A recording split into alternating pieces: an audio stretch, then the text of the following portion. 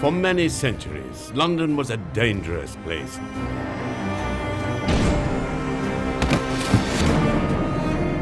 It was a magnet for the very worst kind of people. Jack the Ripper dominated the headlines. But he wasn't the only killer around. Murder was afoot. The fear of death was everywhere. But police had their work cut out to track the culprits down. In this series, we'll be investigating some of the city's most notorious and intriguing crimes. The female defendant. Sexual intrigue, vicious murder, as well as the latest technology, fed the nation's insatiable desire for gruesome stories of London's dark side.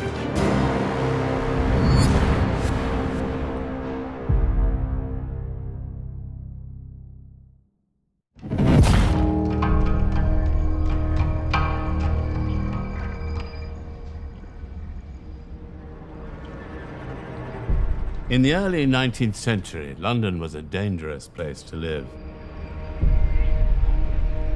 From this crowded metropolis came some of the most notorious and intriguing murder cases. In the years of the early 19th century, there was a lot of concern about crime, including Spencer Percival being assassinated. People generally were not safe from highway robbers, whether they were the Prime Minister or anybody else. Many of these killings captured the public's imagination and inspired the country's greatest writers and artists. These murders also contributed to a significant change in policing. The law had traditionally been enforced by parish constables or watchmen. People didn't want to be an unpaid policeman, which is what the constables and watchmen were. They'd call out the time, they'd look out for fires, and they were meant to keep law and order. The formation of the Metropolitan Police would establish the modern force which is still active today. But it wasn't just the threat of murder or violence that frightened the people. Disease was everywhere. A cholera epidemic had raged across London in the summer of 1849. Over 14,000 people were killed. The big problem here was the Thames by this time was an open sewer. It was said it took 30 tides to float a dead dog out of London.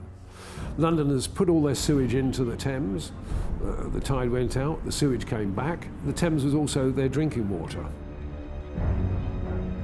The residents of Bermondsey in southeast London had to suffer the tides of sewage that collected on the banks of the Thames. The leather trade dominated the local economy, and the stink of its tanneries hung over the closely packed houses. For tanning, you needed lots of urine. And so you had urine being collected and put in great vats for the tanning process. So this didn't actually sort of help the odours of Bermondsey. But for one man, it wasn't disease that was lurking for him in the homes and streets of London. Murder was afoot, and like so many murders, this one was to begin with a torrid affair.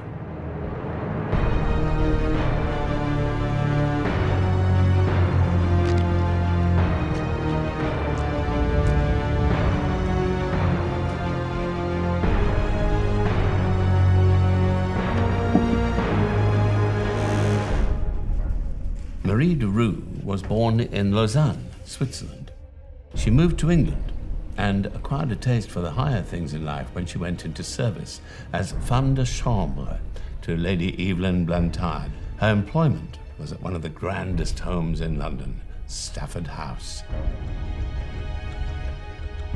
Their things were marble and silver, and the dinners they had, the dances, incroyable.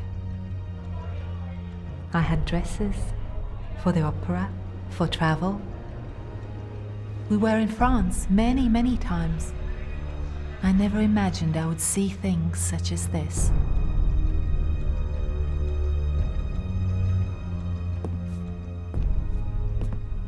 That was before I was married.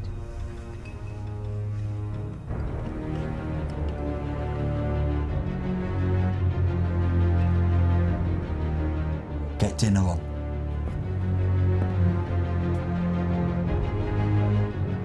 In spite of his suspected criminal background, they were wed at St. James' Church, Piccadilly, in 1847. It's thought that Fred managed to seduce Marie by saying that he was going to inherit a great deal of property from his mother. The deception was to prove a critical part of this marriage.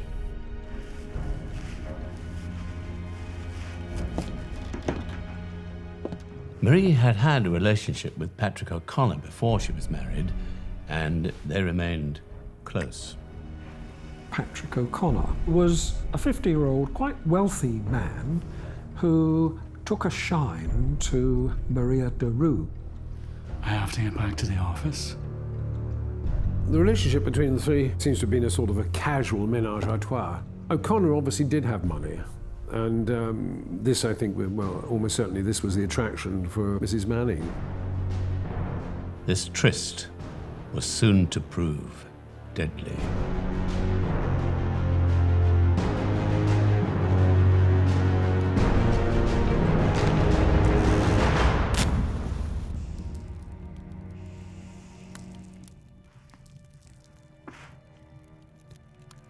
It was Mr. Walsh who persuaded him to pay.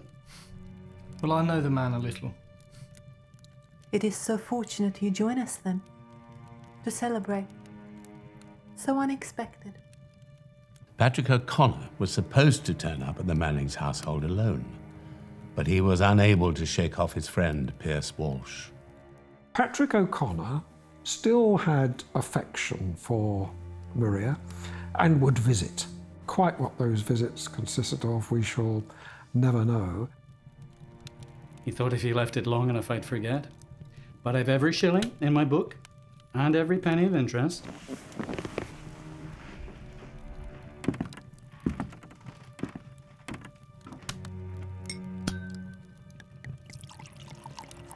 Sorry, Fred. All this money talk must be boring you.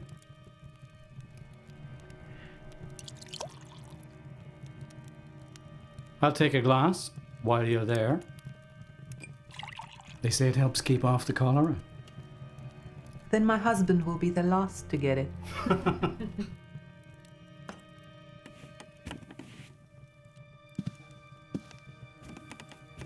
A proper man's drink. Your health?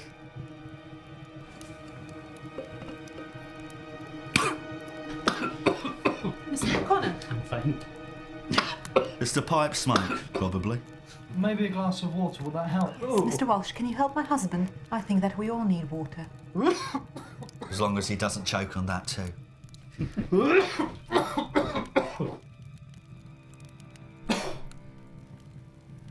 Where were you? How does he drink so much of that?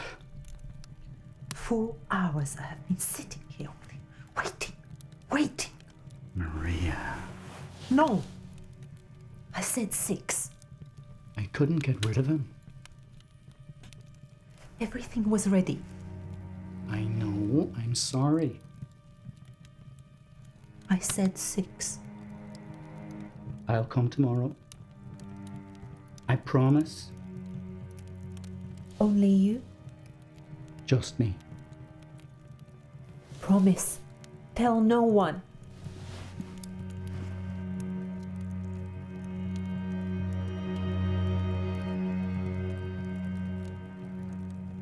I think that most men do not have the courage. Or if they have the courage, they do not have the intelligence.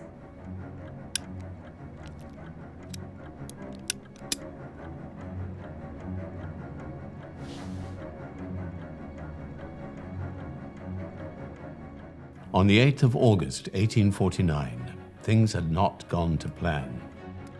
But the following night, things would be very different. A shocking murder was about to take place that would fascinate press and public alike. A desperate manhunt would be conducted on both land and sea to capture the culprits. The notorious tale of the Bermondsey Horror was about to unfold.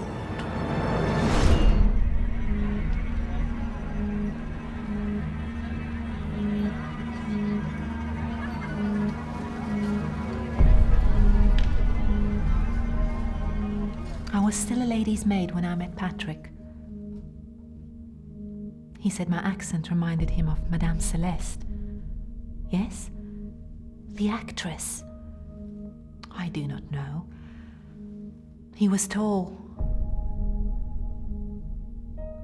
That was before I met Frederick. Patrick O'Connor came from County Tipperary in Ireland. He'd found his way to London in order to make his fortune, and it's thought that he first met Marie when she was on a trip to Europe with her mistress. It's understood he was very annoyed that she accepted Frederick's proposal before he had a chance to make his own. Rather oddly, the three of them remained in contact after the marriage.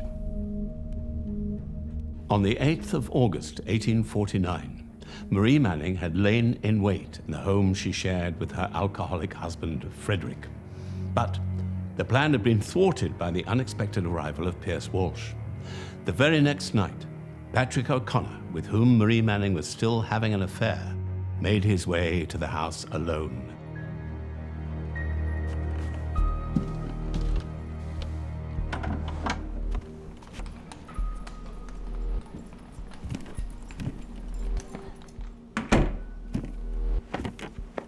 Eat first.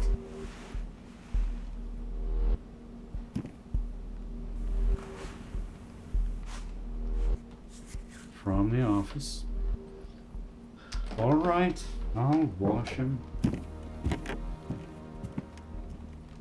Where is the devil then? Emptying his pockets on cheap brandy.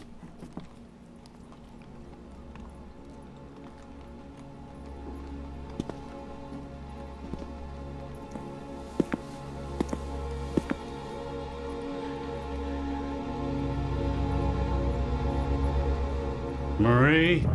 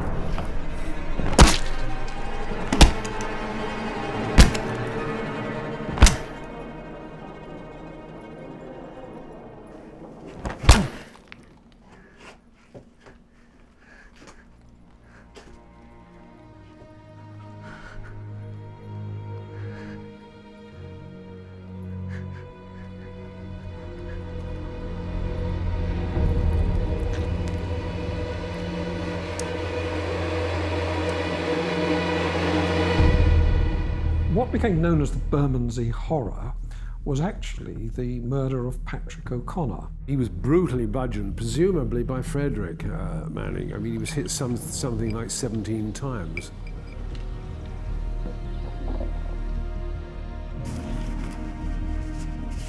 Patrick O'Connor met a grisly end.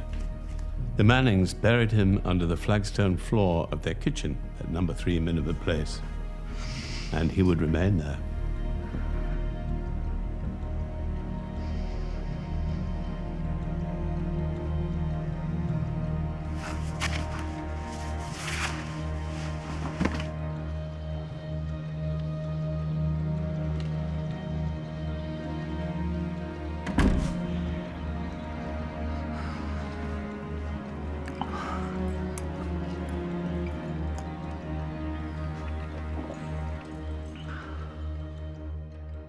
It would be a while before anyone was aware of the death of Patrick O'Connor. In the meantime, Marie and Frederick Manning had to set their plans in motion. They had a lot to do if they were to profit from this murder.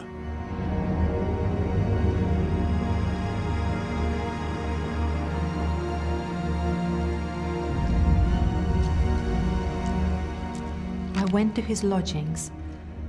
His landlady, she doesn't like me there. But if Mr. O'Connor wants it, what can she do?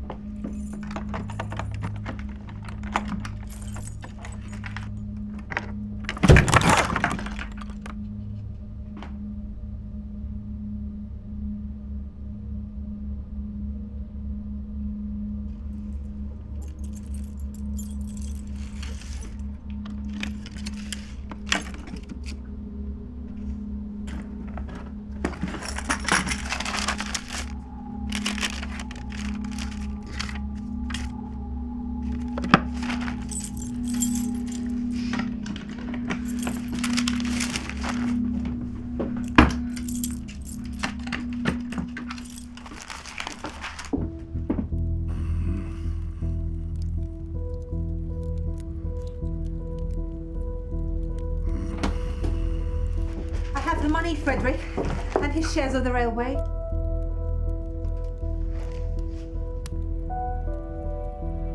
The Mannings had what they wanted. Railway shares, much like these. Patrick O'Connor was a very wealthy man, having done exceedingly well as a moneylender. But the Mannings needed to act soon, because people would inevitably notice the disappearance of a well-known figure like Patrick O'Connor. And what is it you say to them? That I've got some shares I'm wanting to sell. What shares? Eastern? Eastern Counties Consolidated Stock. 20 shares. £120. Bon. And what is your name? Patrick O'Connor.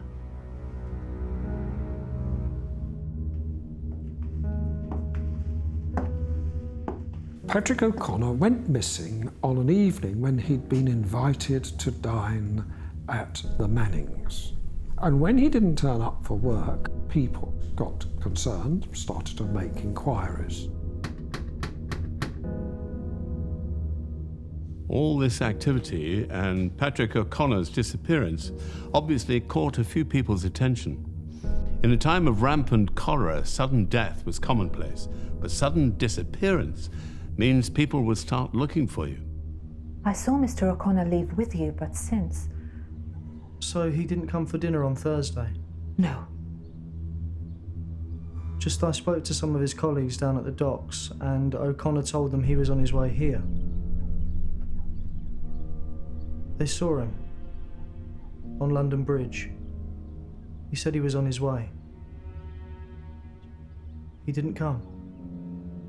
No, but we invited him, yes, for dinner, but he did not. Nobody's seen him since.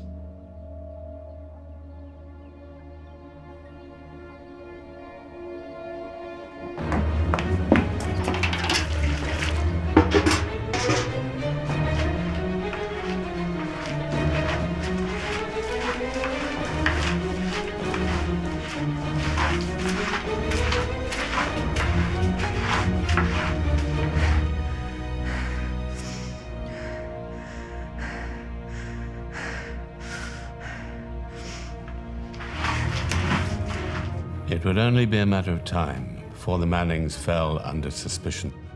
But in the meantime, it would require quite an effort on the part of the new London police force to unravel the mystery of what happened at number 3 Minerva Place, Bermondsey, and even more, to track down the perpetrators and bring them to justice.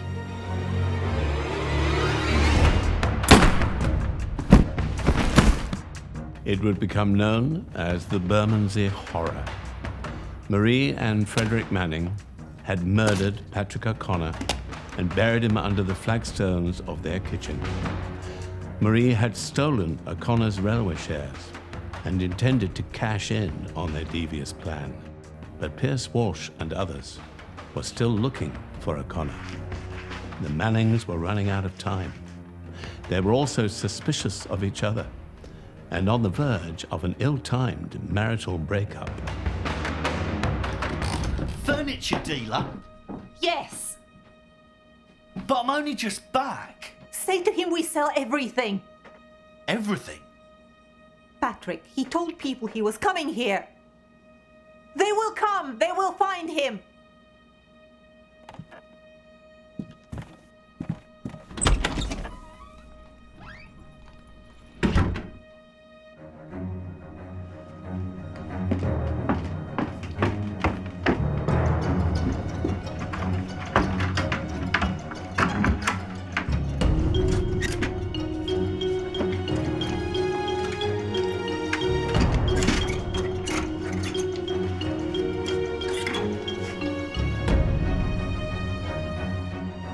One dress. That was all I kept from my work for Lady Blantyre.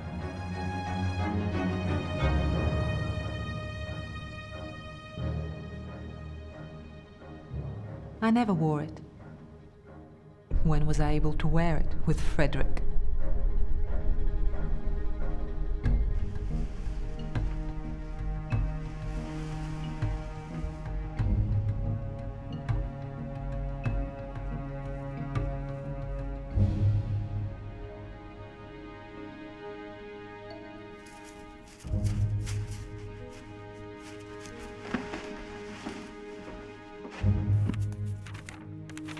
I was taking what I was promised.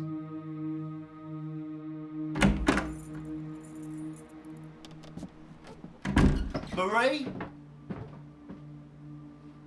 I spoke with Bainbridge. 15 shillings deposit. The rest when he comes round tomorrow.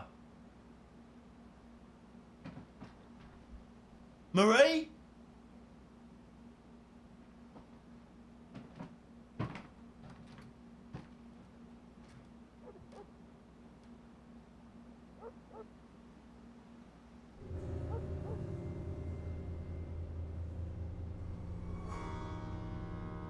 Marie Manning was gone, and Frederick Manning would soon be gone too. They were both now on their own, and the police would have to use all their ingenuity, as well as the latest technology, to track them down and bring them to justice.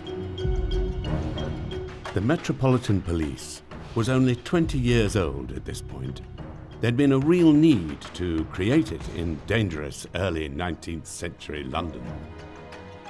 Well, before 1829, when the Metropolitan Police first started patrolling the streets of London, the system was organised by local parishes. People didn't want to be an unpaid policeman. So what was approved was the hiring of substitutes. Now, the easiest substitutes to be hired were the old age pensioners. Some of them were infirm and decrepit and couldn't really do the job that was required for controlling crime in London of those years. So this led to a growing dependence upon the rope as a solution to crime. In the reign of Henry VIII, the death penalty is in for about 25 offences. By the time Dickens is a boy, it's in for over 200. You could be hanged for murder, you could be hanged for writing on Westminster Bridge. You could be hanged for stealing, you could be hanged for impersonating a pensioner. Age was no limit. As late as 1830, a boy of 9 was sentenced to be hanged for setting fire to a house. London had been rocked by the Ratcliffe highway murders, in which 2 families were attacked, leaving 7 people dead. They arrested John Williams, who actually committed suicide in prison, and then the Home Secretary ordered that his dead body should be displayed on a cart, and there was this great procession that went through Wapping, and then they buried this John Williams with a stake through his heart. The city suffered terrible crimes, but remained without an adequate law enforcement agency. This problem was addressed by Robert Peel, Home Secretary, in 1829, he brought in the Metropolitan Police Act, which created the world's first modern police force. Of course, once it had gone through, all hell broke loose because people did not want a police force. And so when the first policemen went out on the streets at the end of 1829, they were stoned, they were held down in the road while coaches and horses were driven over them, they were beaten up, there were cases of men being blinded. Even though it was only 2 decades old by the time of the Mannings murder, the force had already dealt with several high-profile murder cases. Thomas Griffiths Wainwright, a case that was to prove a challenge for the new London police force. He was one of the city's earliest known serial murderers. Thomas Wainwright ended up taking up life assurance policies and then poisoning his wife, his sister-in-law, and so on. The evidence against him could only be proved against one of the victims, and he, instead of going to the gallows as was confidently expected, he went to, he was transported to Australia, and he died there some years later. His life story was to prove intriguing to some of the nation's greatest writers. Oscar Wilde was inspired to write Pen, Pencil and Poison after hearing his story, and we think it's Wainwright who was referenced by Arthur Conan Doyle in his Sherlock Holmes case, The Adventure of the Illustrious Client. Another high-profile case, Lord William Russell, the long-time Member of Parliament, had been murdered in his sleep by having his throat slashed. Courvoisier had only been employed by him as a valet for about 5 weeks, and during that time he'd already stolen some silver plate which he deposited with a friend. But Courvoisier thought he was going to be dismissed, and it's at this point he goes to the kitchen, takes a knife and cuts Russell's throat. The police were able to deduce that a robbery had been faked. There was no trace of any external burglary or breaking of any sort. It was actually that thorough search of the crime scene that provided the evidence that led to Courvoisier's arrest. Courvoisier was hanged outside Newgate Prison in front of a crowd of 40,000 people. Charles Dickens was one of them, as was William Makepeace Thackeray, and they were both appalled by what they saw. Thackeray even wrote an essay entitled On Going to See a Man Hanged. In it he said, "I feel myself ashamed and degraded at the brutal curiosity that took me to that spot." Charles Dickens would soon have another murder case grab his attention as the police were closing in on the mysterious disappearance of Patrick O'Connor in the summer of 1849. Thanks to the suspicions of his friends, such as Pierce Walsh, the authorities were now actively searching for Mr. O'Connor, and his last known location was 3 Miniver Place, Bermondsey. The kitchen floor was very neat. It had just been freshly whitened. 2 police officers who had the key from the landlord noticed that a couple of the flagstones had damp edges. So he put his penknife there and it was soft. So they heaved up the flagstones, dug down deeper, and then they found a toe. They realised that they'd probably found Patrick O'Connor. Patrick O'Connor had been buried face down, naked, with his feet tied back to his thighs. His body was covered in quicklime. Stupidly, when they were after they put quicklime on the body to destroy it, they left his false teeth in, which led to his identification by the dentist. Actually, that was a sort of milestone, if you like, in identification. This was now a murder investigation, and the hunt for the killers was on. A £100 reward had been issued by the Home Secretary, Sir George Grey, for the apprehension of the suspects. But it was police ingenuity that led to the capture of Marie Manning rather than a mob in search of a big payday. Scotland Yard were brought in, and the new detective branch started inquiries. There'd been some luggage with a lady answering Manning's description that had gone up to Edinburgh. Mrs. Smith, Yes? there's two gentlemen here to see you. They used the new telegraph system to contact the Edinburgh police, traced Manning, brought her back to London. It was the telegraph also that led to the capture of Frederick Manning, when a report came in on the wire that he'd been spotted on a steamer heading for the Channel Islands. It turned out he spent most of his time there in hiding. Police! Get down on the floor, Patrick! Get down on the floor! Frederick Manning, you are under arrest for the murder of Patrick O'Connor! The morbid tale of the Mannings electrified the public. It was dubbed the Bermondsey Horror.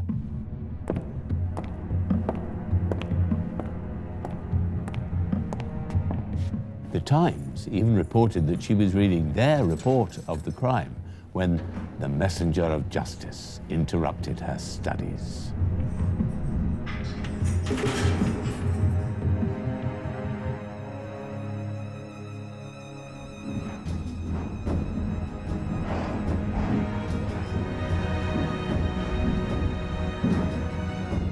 The Mannings had nowhere to hide.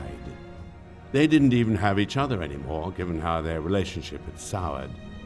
In their trial at the Old Bailey, they would mount their own separate defences, and Marie would become furious No! with the way she was treated. I will not stand it!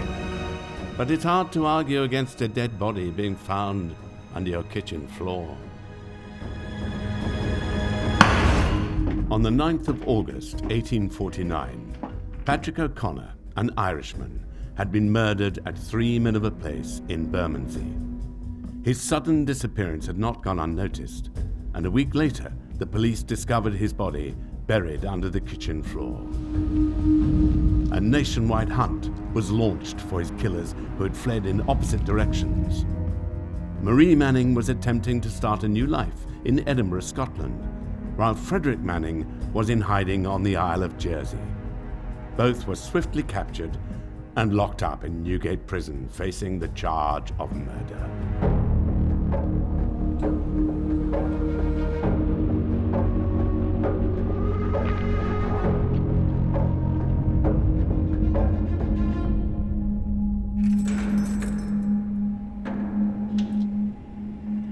The Mannings' trial at the Old Bailey was the talk of the town. It seemed everyone had an opinion about the Bermondsey Horror. Frederick Manning's defense was simple. He wanted to exploit the intense negative press surrounding Marie Manning to his own advantage and blame the whole thing on her. She was, after all, the foreigner in the midst.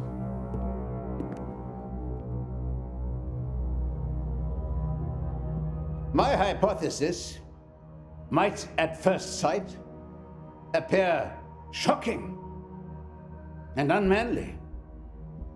We're all in the habit of associating the female character with mildness and obedience, and the male character with power and strength. This rule is not a universal one, however. History teaches us that the female is capable of reaching higher in point of virtue than the male. But when she descends to vice, she sinks far lower than our sex.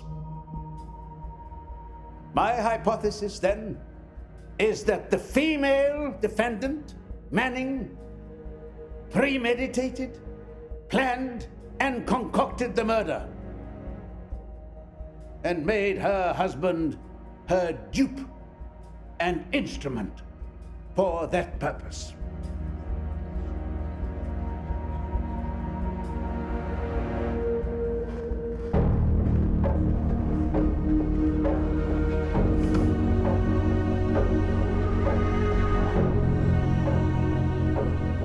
Marie's defense, on the other hand, suggested that she hadn't been at the scene of the crime at all and only became involved in the cover-up and the theft.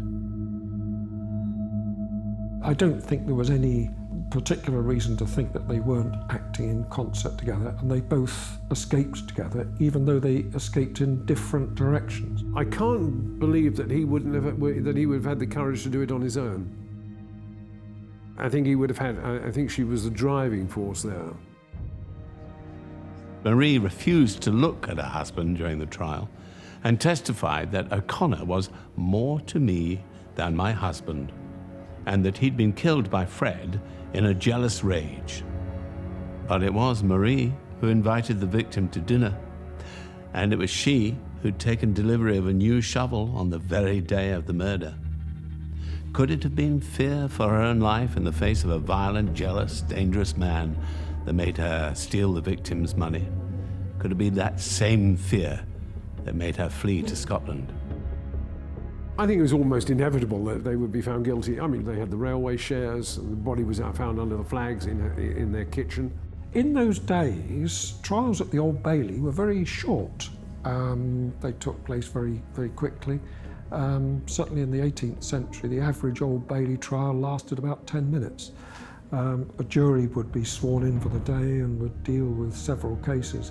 So, looking back, the criminal justice system seems a bit rough and ready by today's standards.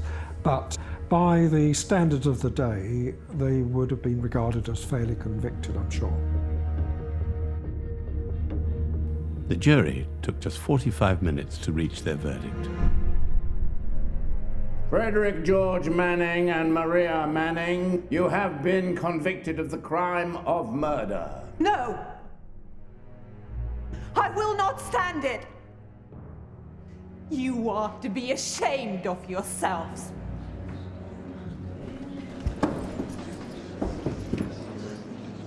There is no law, no justice here. You have been defended by able counsel. They called no witness.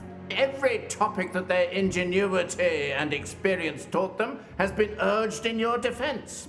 You have been found guilty upon evidence that clearly leaves no room for rational doubt in the mind of any human being who has heard the evidence.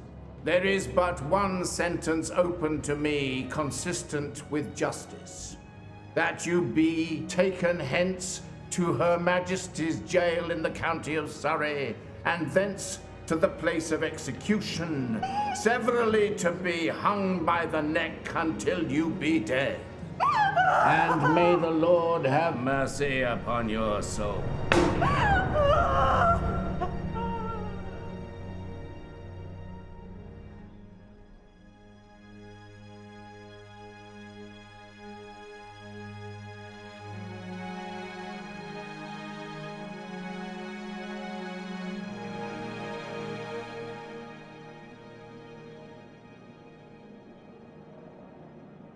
Behold, thou desirest truth in the inward parts, and in this hidden part thou shalt make me to know wisdom. Purge me with hyssop, and I shall be clean. Wash me, and I shall be whiter than snow.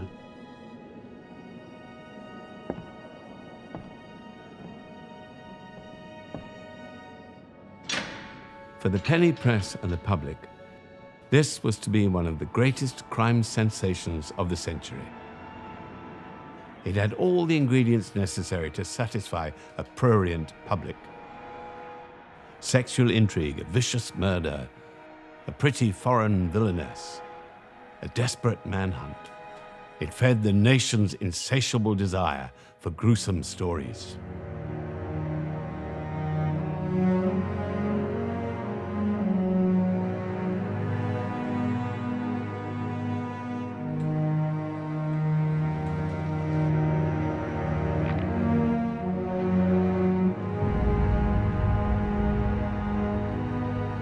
The Mannings were hanged on the roof of Horsemonger Lane Jail before a crowd that some people said was 50,000 strong.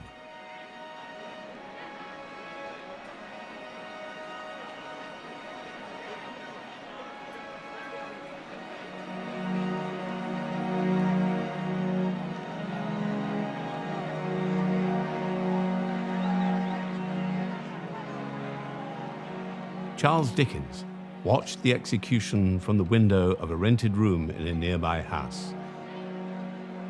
He attended the public execution of the Mannings by Horsemonger Lane Jail and felt very disturbed by the way that the crowd reacted. He was a famous author by this time, and he decided to use his fame to highlight the barbarity on show by writing a letter to the Times. Sir, I was a witness of the execution at Horsemonger Lane this morning. I believe that a sight so inconceivably awful as the wickedness and levity of the immense crowd collected at that execution this morning could be imagined by no man. The horrors of the gibbet and of the crime which brought the wretched murderers to it faded in my mind before the atrocious bearing, looks, and language of the assembled spectators. I do not believe that any community can prosper where such a scene of horror and demoralization as was enacted this morning outside Horsemonger Lane Jail is presented at the very doors of good citizens and is passed by unknown or forgotten. Public executions were part of London life and drew enormous crowds, particularly for controversial murders. Dickens is critical of the Mannings execution, but he's not against hanging, he's against public hangings. Charles Dickens may have been rightly appalled by the spectacle of the Mannings execution, but he was inspired to write one of his greatest novels, Bleak House.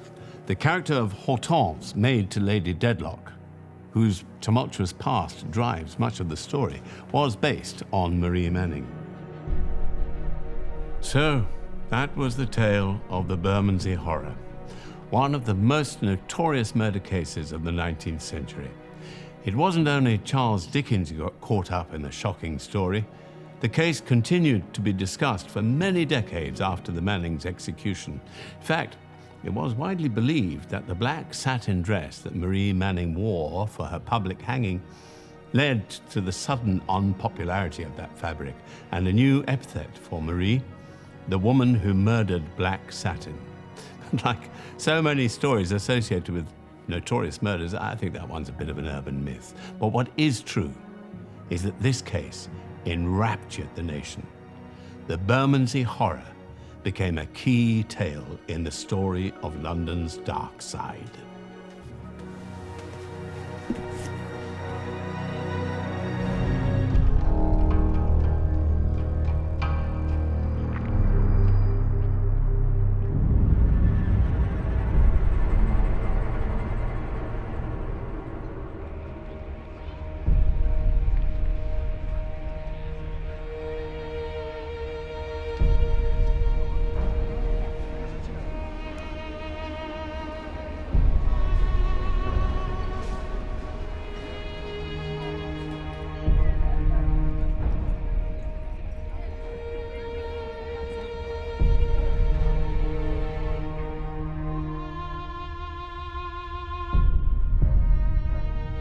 In the late Victorian era, Jack the Ripper dominated the headlines.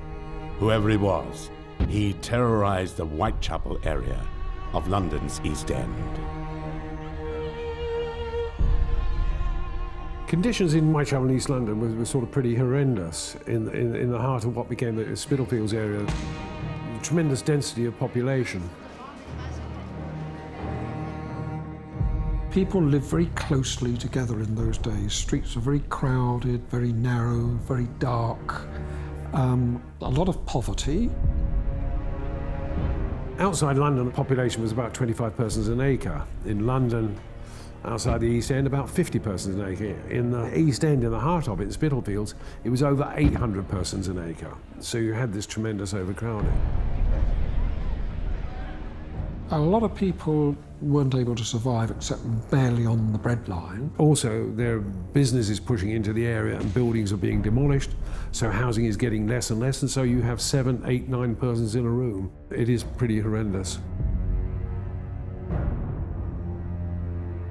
Whitechapel itself was considered to be the very worst slum in London.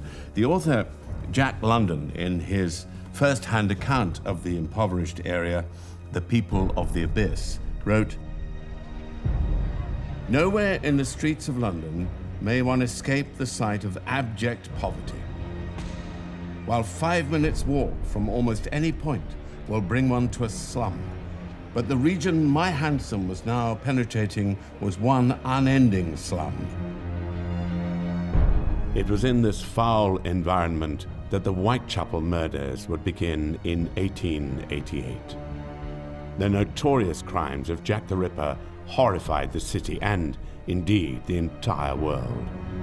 But he wasn't the only killer around. Late Victorian London had some of the most unpleasant characters in the capital's history. Could one of these known killers also have been Jack the Ripper? There was the Ogress of Reading, Amelia Dyer, the Lambeth poisoner, Dr Crippen, and the mysterious George Chapman, who carried out a terrible crime on Borough High Street.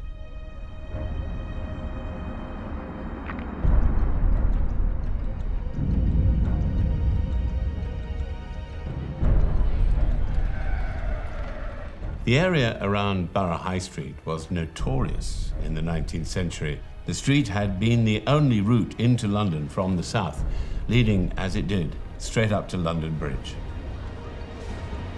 In 1874, a police constable was to make a horrifying discovery outside number 54 Borough High Street, when he apprehended Henry Wainwright, clutching the dismembered and decomposing body of his young mistress Harriet Lane wrapped in a cloth. Harriet Lane was to become Navy slang for preserved meat. A great many alehouses and coaching inns lined the road. One of the most infamous was the Crown, whose proprietor in the year 1901 was Mr. George Chapman. That wasn't his original name, though.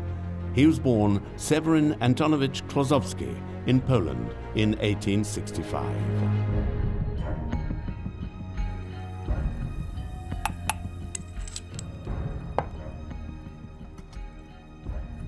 Chapman had originally trained in Poland as a felcher.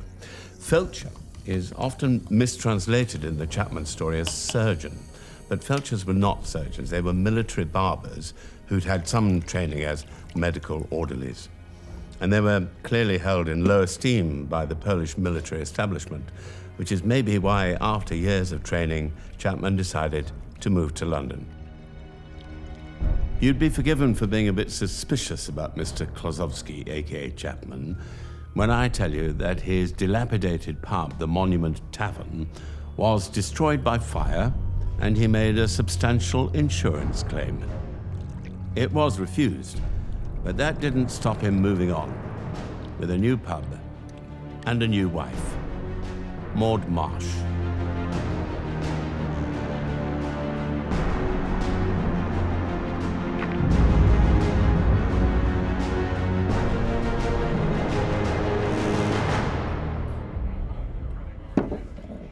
Right by here?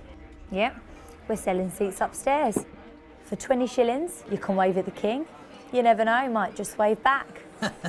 He'd certainly wave at you, from what I've heard. I've never listened to those rumours. Louisa, when you're done with that, can you make a start on dinner? Yes, Mrs. Chapman. He employed several young women, and in August 1901, a certain Maud Marsh was looking for work. Maud and her mother arrived for an interview with Chapman, and she was immediately employed. Seems strange, though. A king. I know. As far as I'm concerned, a woman should always be in charge.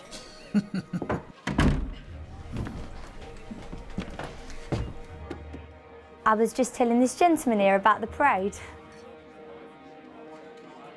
Check the vitals. Of course.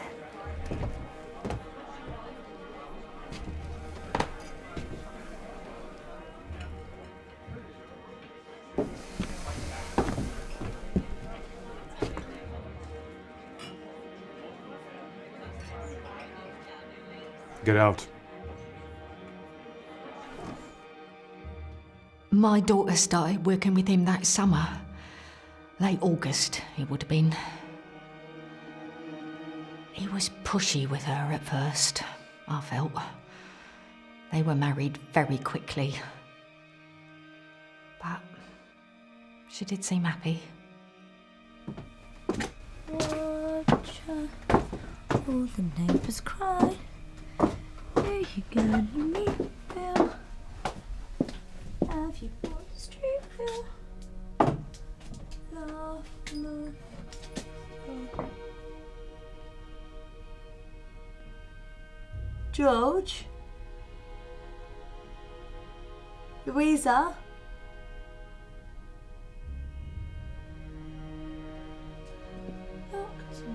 Maud Marsh was not married for long before she fell violently ill.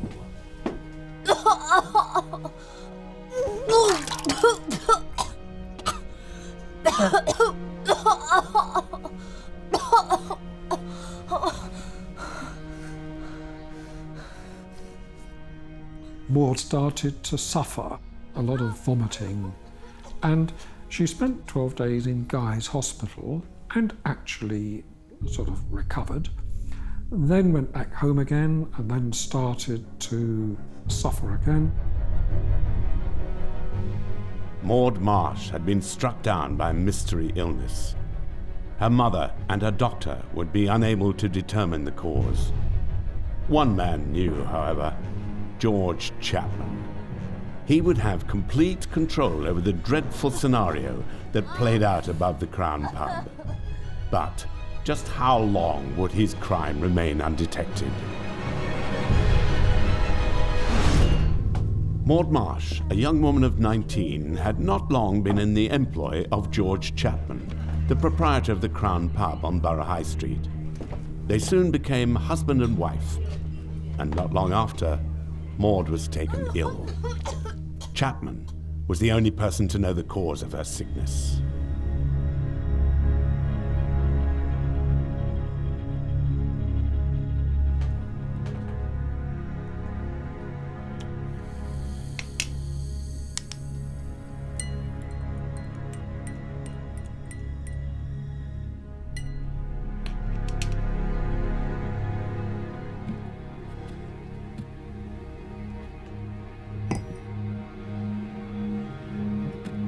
Murderers like George Chapman were tricky to catch because poison was hard to detect at this time. In fact, so much so that arsenic had earned the nickname inheritance powder. Such was the problem. But the poison that George Chapman was using was something different, tartar emetic, which contained the equally deadly element antimony. 4 years before Maud was taken mysteriously ill, Chapman had bought an ounce of tartar emetic from a chemist in Hastings. Tartar emetic was used for cough mixtures. It caused irritation of the throat, but it also caused vomiting. Antimony was a metal which was part of the mixture. Too much would cause the victim's death. An ounce is about 450 grains. 12 grains would be enough for a fatal dose. Poison was very easy. One could go to a shop, buy poison. You say you wanted it for the rats. Poison was used in all sorts of wallpaper, fly paper. So poison was very, very easily available. An ounce would be enough to kill more than 40 people. It was certainly enough to kill Mary Spink and Bessie Taylor. They were Chapman's previous wives, both of whom died from a mysterious illness just a couple of years after meeting him. Chapman had actually brought in a doctor to treat Bessie Taylor when she fell ill, but the doctor was unable to discover that the real cause of her illness was Chapman himself. In fact, the doctor was convinced that Chapman was in a genuine state of grief. When Maud Marsh fell ill, the same Dr. Stoker would be brought in. Before in the summer, it was the same. She was in hospital. Doctors there have no clue. They say me, this is this. But she did recover? Yes. Well then, you have my instructions. You come tomorrow? Yes, of course. Do not concern yourself too much, Mr. Chapman. She is young, and she is strong, and she has you to look after her. I'm not worried. I can see him now, broken with distress, urging me to spare no trouble, no expense. I was there most days. I had no conception of what he was really doing.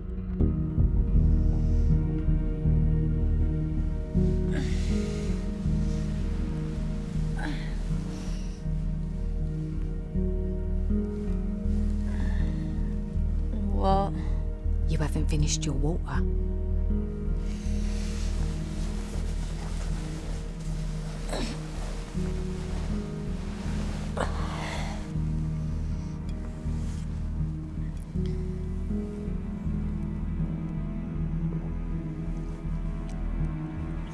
There's a good girl.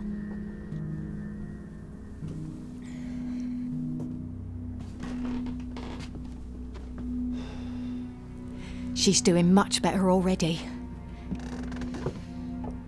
Is that champagne? It's for stomach. George, come on, don't waste the champagne. Why is these customers drinking it? When you're like this?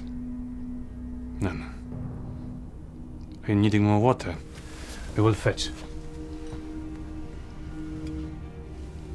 Drink.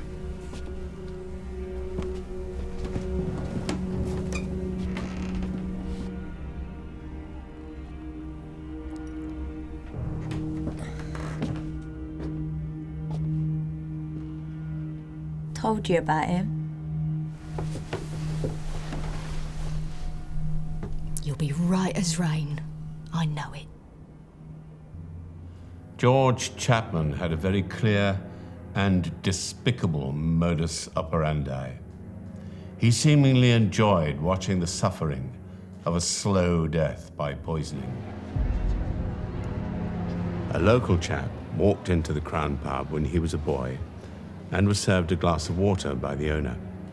That boy was to become the world-famous Charlie Chaplin, and he wrote about the incident in his autobiography in 1964. As a boy, I stopped at a saloon in London Bridge Road and asked for a glass of water. A bluff, amiable gentleman with a dark moustache served me. For some reason, I could not drink the water. I pretended to, but as soon as the man turned to talk to a customer, I put the glass down and left. 2 weeks later, George Chapman, proprietor of the Crown Public House in the London Bridge Road, was charged with murdering 5 wives by poisoning them with strychnine. His latest victim was dying in a room above the saloon the day he gave me the glass of water. Well, Charlie Chaplin clearly got a few details wrong there, but what he was right about is that while he was standing in that pub, Maud Marsh was dying in the room above his head.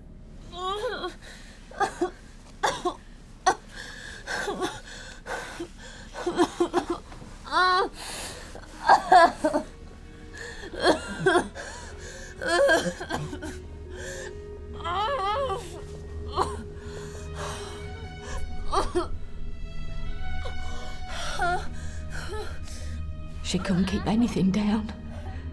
I had all her favourites made. Roast pork and potatoes and... You're supposed to make everything right for your child.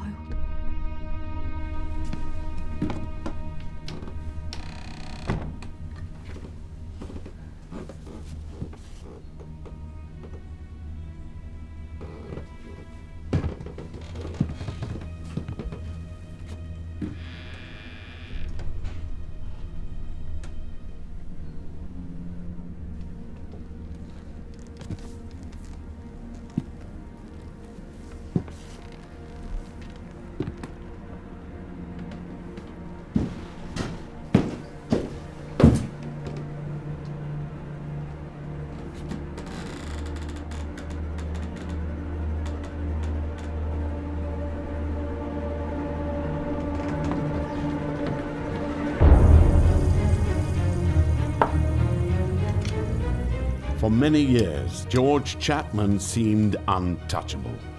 His devious work as a poisoner had gone undetected. Now, another victim, Maud Marsh, was bedridden and close to death. How much more harm and misery would he inflict before he would be eventually brought to justice?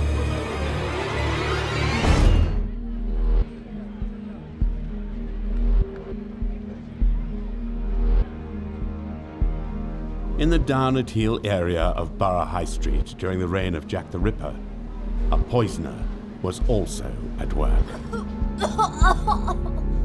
George Chapman had already killed 2 wives and was now working towards the murder of another, Maud Marsh. Thankfully, it would only be a matter of time before suspicions finally started to form around him.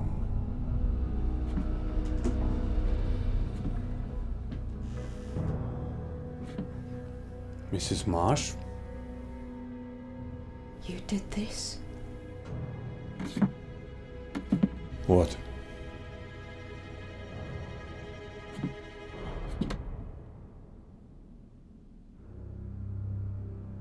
Maud said you liked photography.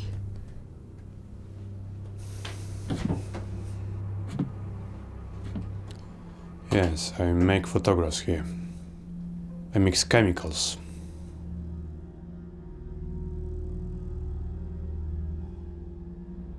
Keep it.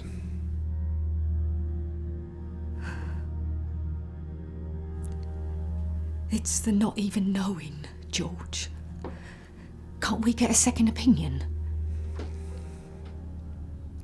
Dr. Stoker, he is a very good man. Yes. And I think if one doctor cannot help, even 50 will not. George, we have to try. Chapman couldn't evade suspicion for much longer. Maud's mother, although still unaware of what he was doing, was growing more and more wary. But the fact that his hobby was photography seemed to allay her misgivings. This new technology would also be used by the Metropolitan Police at the time. Chapman was an amateur photographer, which would have been quite unusual for those days. The police had started using photography. They used sort of professional photographers for things like identifying bodies that had been found. It did start to become more and more used by the police, particularly on scenes of crime, and particularly in sort of identifying criminals. They photographed some of the victims in the Whitechapel murders, so we're talking about 1889, that sort of period. It was an especially dangerous time for prostitutes in London. Jack the Ripper is believed by most experts to have murdered 5 women in his killing spree. But others were at work too, one of the worst being Dr. Thomas Neil Cream. He was the cross-eyed, silk-hatted poisoner in South London. He was living in the Lambeth area, and this is when he started giving prostitutes pills containing strychnine. Supposedly to avoid them being pregnant, or perhaps to procure an abortion, but actually the pills themselves were poisoned, and a number of prostitutes actually sort of died on the streets, and they were only 19 or 20 years old. He could never stop talking, giving information away. So when there is obviously a hunt for the Lambeth poisoner, he actually names a victim who the police knew nothing at all about. And when eventually he is arrested, there's all these strychnine bottles found in his lodgings. He was on the gallows, and the hangman said that just immediately before the trapdoor dropped and he was executed, he said, "I am Jack the..." and that was his last words. Another criminal operating at exactly the same time as Jack the Ripper was Amelia Dyer, the Ogress of Reading. She was working in the grim trade of baby farming. Baby farming came about because sort of in the 18th century, London was infamous for the number of babies who were just dumped on the street, put on dunghills and left to rot. If women were left with a baby, they would pay for a woman to look after them. But sometimes these women neglected them And in 2 or 3 cases, there were notorious cases, such as Amelia Dyer. Amelia Dyer, she would advertise nurseries. Then, of course, what she did, she strangled them, wrapped them in a parcel and dumped them in the river. Eventually, she was caught. She'd been baby farming for about 15 years. Amelia was said to have been the cause of the death of 400 infants. The sort of child's cruelty and neglect was of a completely different dimension to what we've become used to today. The Ogress of Reading, as she was dubbed by the press at the time, even had a song written about her. The old baby farmer, the wretched Miss Dyer, at the Old Bailey her wages is paid. In times long ago, we'd have made a big fire and roasted so nicely that wicked old jade. But while Amelia Dyer and Dr. Crippen were captured and executed, George Chapman's crimes still remained undetected, and Maud Marsh was becoming very ill. Distressed at her daughter's declining health, Mrs. Marsh decided to seek the advice of her own family physician, Dr. Grapple. Mr. Chapman. Dr. Francis Grapple. Yes? I was asked... This is the Crown. Doctor. Thank you so much for coming. My daughter's just up here. With her, Doctor.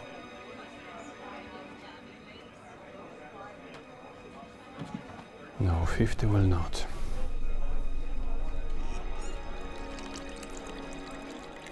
Miss Marsh was in a semi-comatose state.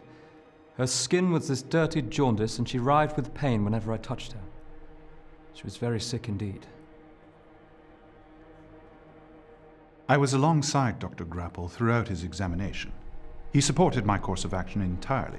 There really was no need to involve a second doctor.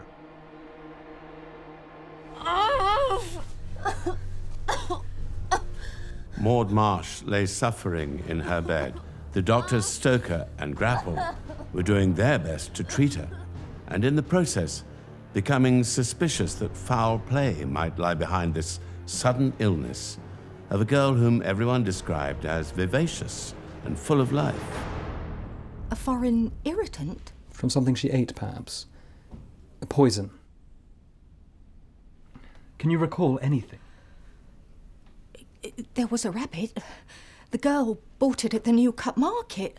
I said... Was it that, you suppose? Oh, I could throttle her. Perhaps. However, you don't get arsenic in rabbits.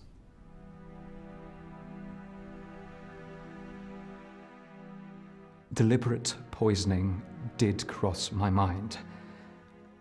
But an accident still seemed more likely.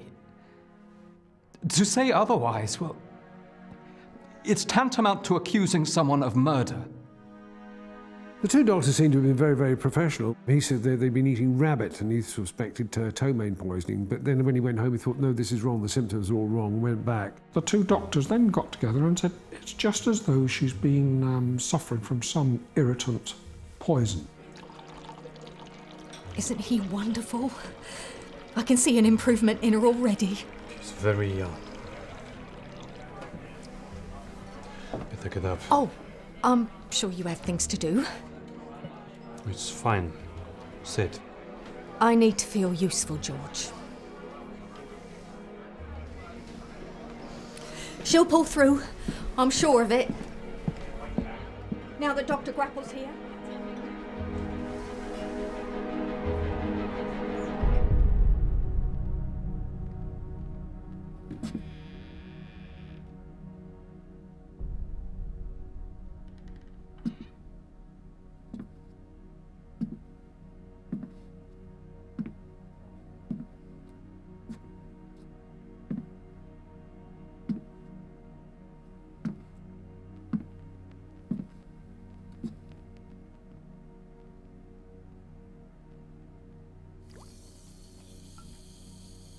George?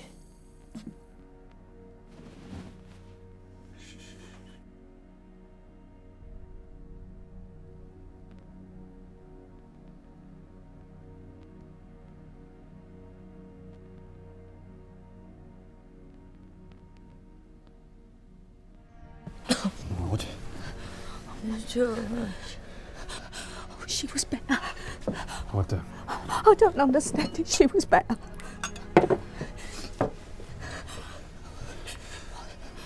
Here. Water. Drink, my darling.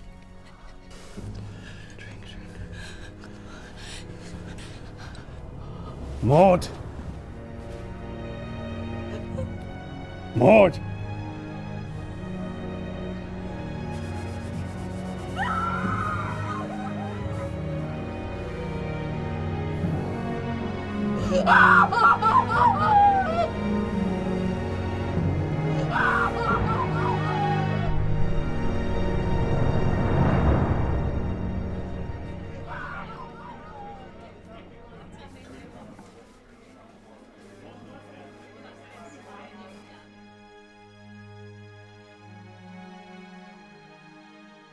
She died at noon. Mr. Marsh informed me. I couldn't believe it. I thought he'd called me to tell me she was on the mend. George Chapman had struck again. This would be his last act of terror. He'd put on his grieving widower routine for sure, but he wouldn't get away with it this time. Luck had run out for one of the capital's most wretched individuals. Chapman would soon find himself questioned by the police, who were starting to piece together his deeply suspicious past. His terrifying life story would be laid bare for all to see at the Old Bailey. Maud Marsh was dead, and George Chapman was putting on his well-worked grieving act. He had successfully faked breaking down in floods of tears moments after she died. Maud's mother would later describe him as being dreadfully upset. With suspicion around him mounting, the doctors would not release a death certificate. Chapman's grieving routine may have worked on Dr. Stoker before, but this time it would count for nothing. You come to the funeral? I think she would. You have death certificate? I'm afraid there will have to be a post-mortem.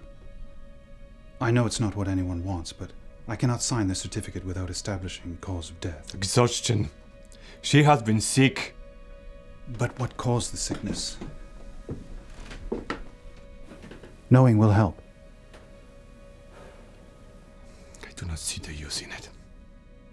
Maud Marsh's symptoms caused the doctors not to give a certificate for her death, for her burial. The doctor refused to issue a death certificate. There was then a post-mortem. The initial autopsy may not have shown anything out of the ordinary, but what happened next was truly bizarre. The mortuary where the post-mortem was taking place was very close to the Crown Pub. And as Dr. Stoker and his colleagues were working away, they were interrupted by an unwanted guest. We were discussing the post-mortem results when the mortuary keeper thought he heard something outside. I didn't hear anything, but footsteps, he thought, in the garden. The public weren't allowed in at that hour, of course, so he went outside to check. As he opened the door, he saw a man disappearing into the gardens, running off. The mortuary is a few hundred yards from the Crown. It was Chapman. He had been listening to us at the door. The unexplained nighttime visit only heightened Dr. Stoker's suspicions. The next morning, he took 2 jars with the contents of Maud's stomach and samples of her internal organs to the nearby Clinical Research Association. Their tests found an appreciable amount of antimony, and it was determined that this poison was the cause of her death. Stoker contacted the police.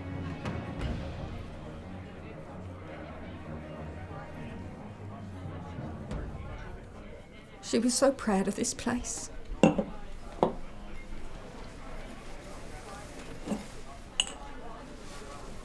Needs a little bit more.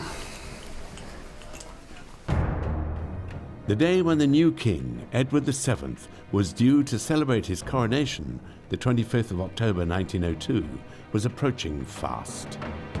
The local residents all had that day marked in their calendars, for there was to be a royal procession. When Detective Inspector Godley arrived, the pub was doing a roaring trade. Poison. She was in a hospital with same sickness. Well, we'd like you to come to the station while we make inquiries. Today?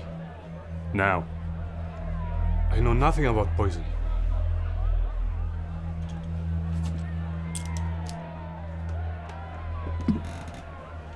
I come. No handcuffs. But for business.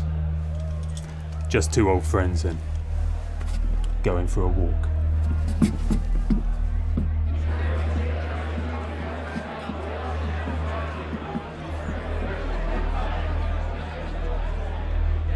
Chapman was finally in custody.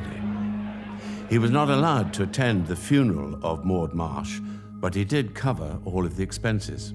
Maud was buried on the 5th of November 1902 in what was a very grand affair. Chapman sent an elaborate wreath comprising many flowers, and he signed it rather curiously, "From a devoted friend." He read all about the funeral in the national newspapers, but was still offering investigators very little help.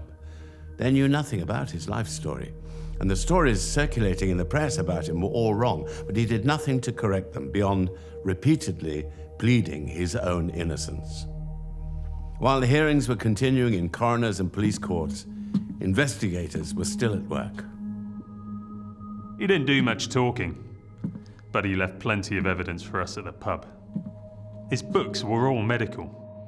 His accounts included a most helpful record of purchasing tartar emetic in April 1897. And we found 2 memorial cards he presumably kept as trophies. One for Mrs. Mary Chapman, and another for Mrs. Bessie Chapman.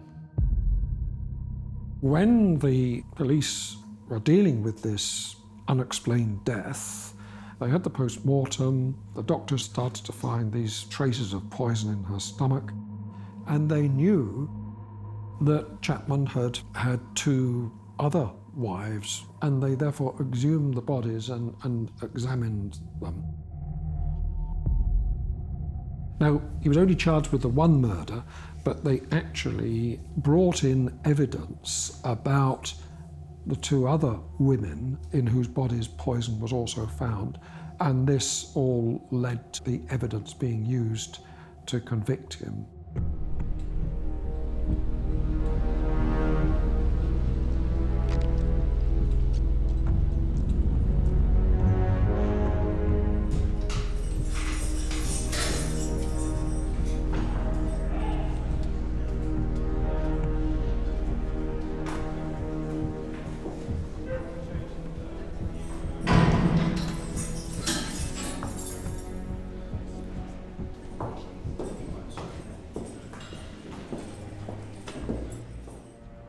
Chapman's trial began on the 16th of May, 1903. The prosecution was led by Edward Carson. If a distinction can be made in degrees of murder, I submit none is more determined and more malicious than that by poisoning.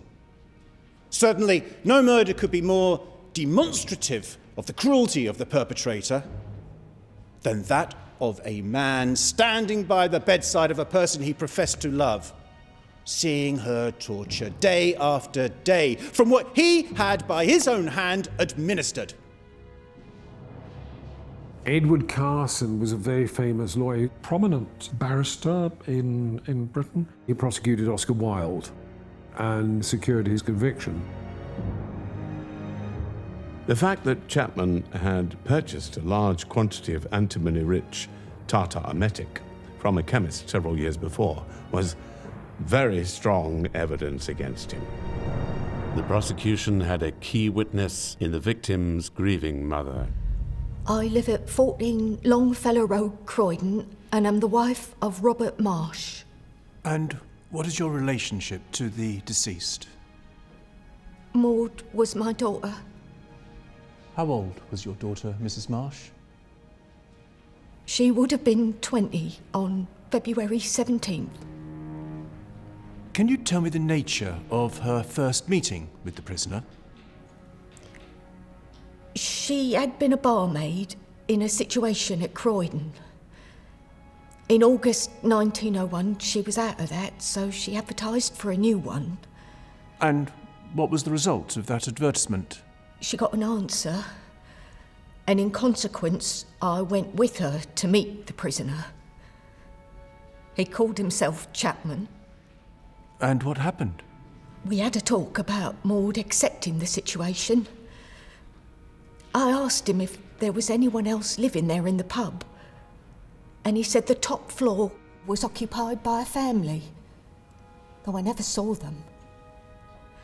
He had a ring on his finger, and I asked him if he was married or single. And how did he answer that? He said he was a widower. There's always been this public hatred, if you like, of the idea of poison because it's such an insidious way of causing death. Quite what his mindset was, I don't know, but a number of women did come and give evidence. The press at the time were fascinated by the story of George Chapman. His exceptionally cruel crimes that were seemingly without obvious motive appalled the public. The jury took just 10 minutes to reach their verdict. Members of the jury, have you reached a verdict? We have, Your Honour. Do you find the defendant guilty or not guilty of murder?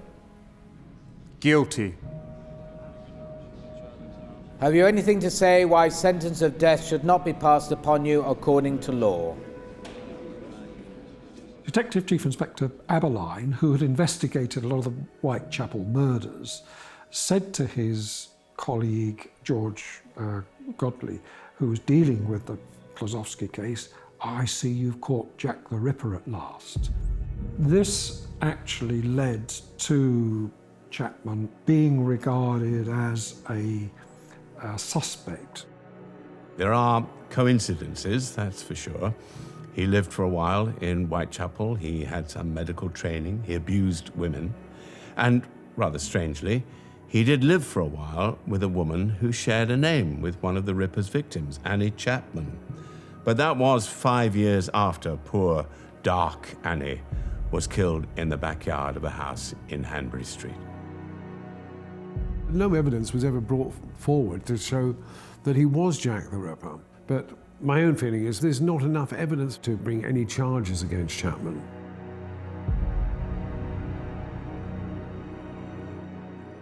The once sanguine and confident George Chapman looked numb with terror as the judge donned his black cap with the words, "Severin Klosowski. For I decline to call you by the English name you have assumed. The only satisfactory feature of the case we've just completed is that I'm able to address you as a foreigner and not as an Englishman."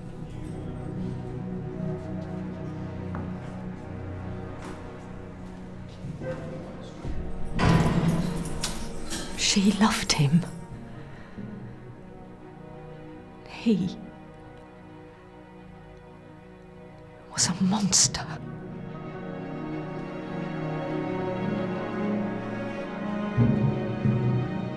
Chapman applied unsuccessfully for a royal pardon and was hanged at Wandsworth Prison on April the 7th, 1903.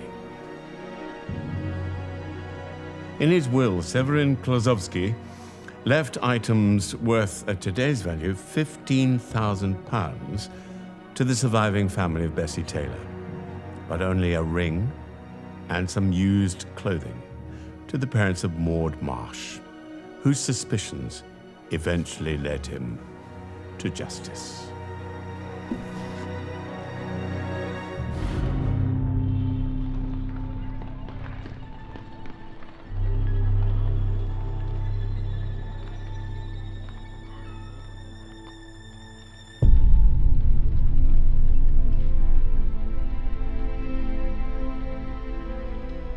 Edwardian London saw great changes in the city. The capital was the financial center of the world, and a whole new era was being ushered in. But at the same time, some rather unsavory characters were making their way here. Fortunately, the Metropolitan Police was changing dramatically and had a whole new set of methods to track them down and, just as vitally, to convict them in court. You had a system called Bertillonage, after Alphonse Bertillon. How this worked was that cards were made out and a criminal was measured. Length of his fingers, size of his head, size of his ears, size of his body. Well, you can imagine putting all these down on cards and then trying to get some form of identification when you've got thousands of cards to compare was almost impossible. So fingerprints are going to change all that in 1905. The first murder solved in Britain by fingerprints. Murder in Deptford High Street. There was a thumbprint on the cash box, and that led to the conviction of the Stratton brothers. And this led to an almost sort of scientific approach, which started to build Scotland Yard's international reputation. The new police force and the realm of forensic science would be tested on terrible crimes that were to take place in London. Two of the most notorious were in Camden Town.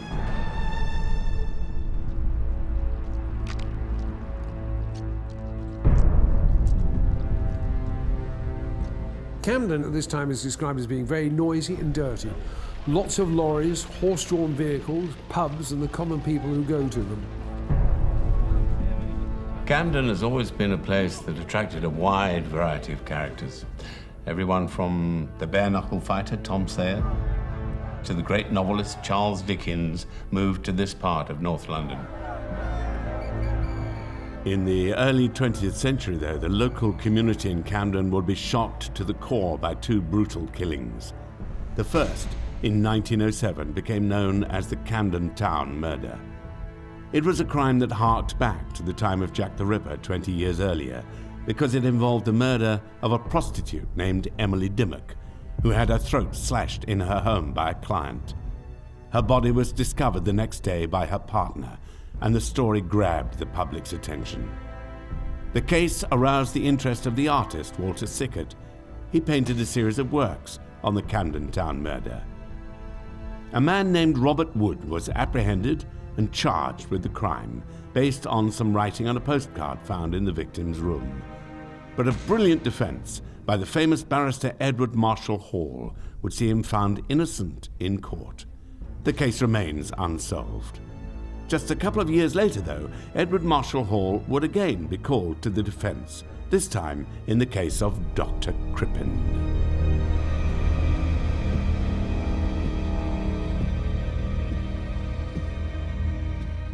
Crippen was an American, trained to be a doctor. He came to England, but his medical qualifications weren't recognised. And so he went to work for a patent company dealing with various medicines. The dividing line between patent medicines and being a quack doctor is a bit blurred. But nevertheless, I'm sure there'd be many people who took what Dr. Crippen gave them and were very grateful. He became friendly with Cora Makamowski. She wanted to be a singer. She used to perform on the music hall stage, which was very popular in those days. And she went by the name of Belle Elmore. She wanted to sing grand opera, but she didn't have the voice or the talent. The story of Harvey Hawley Crippen remains one of the most enduring crimes of the 20th century. Some key mysteries surround the case, which have puzzled amateur sleuths for years. This is a sordid and absorbing tale of love lives gone horribly wrong. It all begins when Dr. Crippen and his wife Cora move into number 39 Hilldrop Crescent in Camden.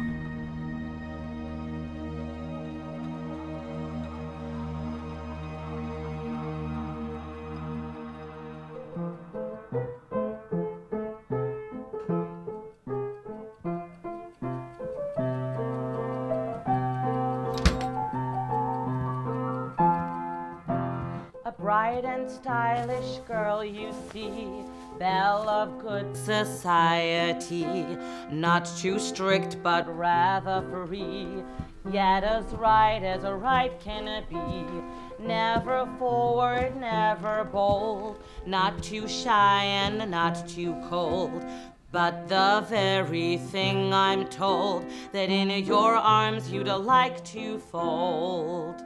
What do you think, darling? It's nice. Oh, you know I hate that word.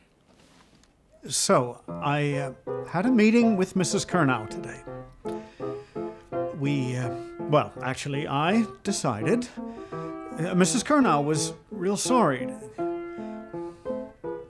I've decided I'm leaving Munyon's. Would you mind? Munyon's just isn't right for me anymore. It's time I focused my energies where it matters, on my other ventures, like we talked about. The Harvard tooth pullers? Yale. It's Yale. And you know what? The dentistry is going from strength to strength.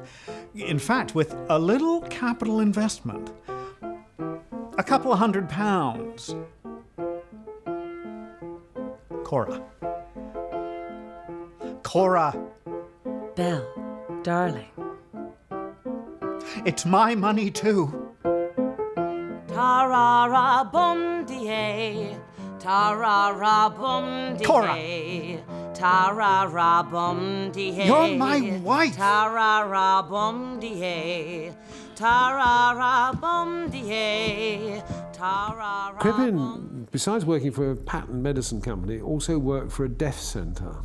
And it's there he met a young typist called Ethel Leneve. The two of them began an affair. Crippen had been promising her one day it would be better than this. All of a sudden in February, according to her landlady, she cheered up. Good morning, Dr. Crippen. I want you to move in with me. What about your wife?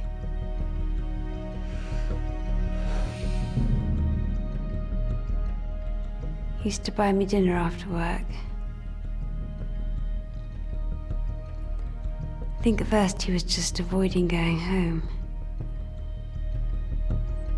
He used to say he and Cora, his wife, had drifted apart in sympathy.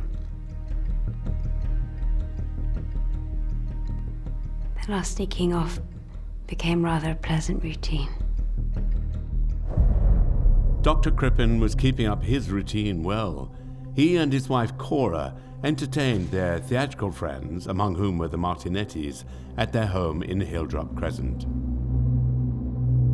Mr. Martinetti was a sort of an ageing music hall artist, and Mrs. Martinetti was on a sort of a ladies' club for music hall artists. Hello. Come in. Oh, I do so long for spring. It smells divine in here. Where's Belle? Let me take your coat. Oh, don't mind him. Excuse me.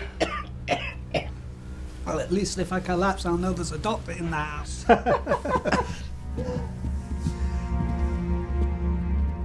Of course I'm married, and we all have our little dramas from time to time.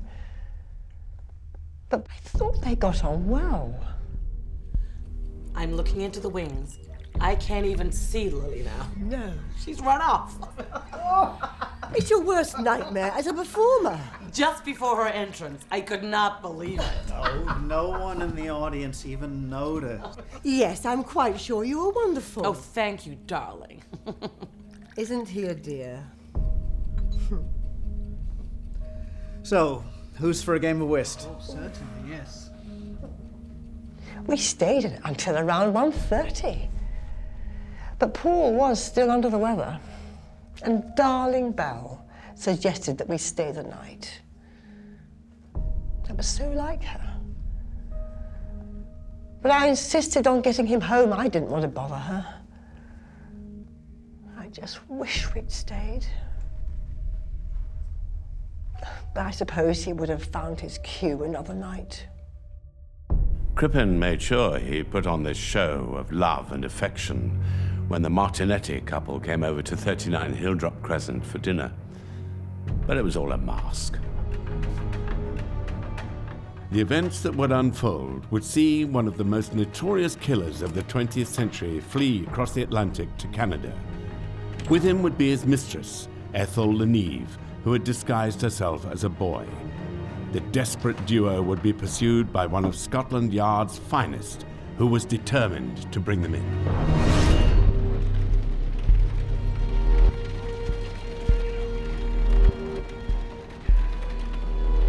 Camden, January the 31st, 1910.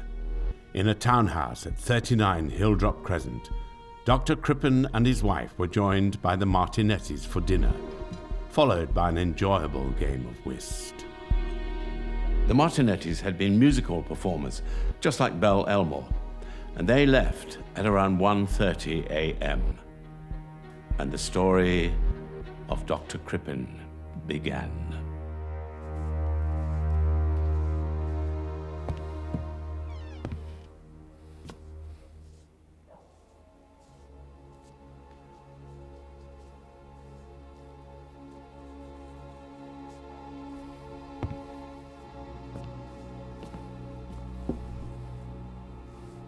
You've been so sweet.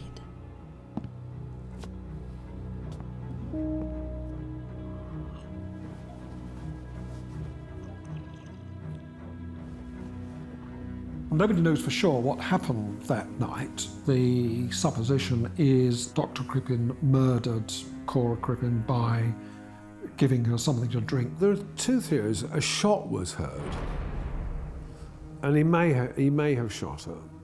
But in the body was found traces of hyoscine. Hyoscine was used to calm mental patients in very small amounts. Dr. Crippen had ordered a substantial amount of hyoscine from the local chemist.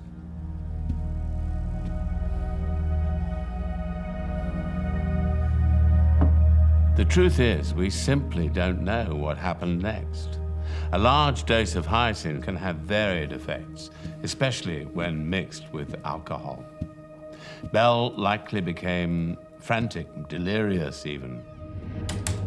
Some neighbors reported hearing gunshots and screams coming from the direction of Crippen's house that night, so maybe Crippen panicked and shot her.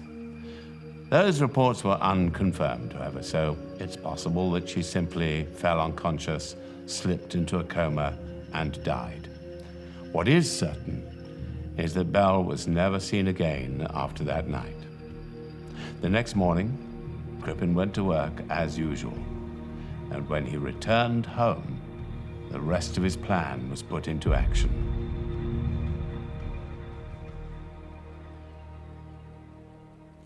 To the Committee of the Music Hall Ladies Guild. Dear friends, forgive me a hasty letter and any inconvenience I may cause you.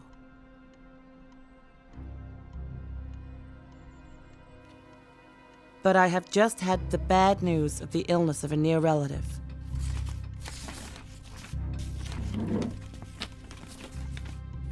And at only a few hours' notice, I am obliged to go to America.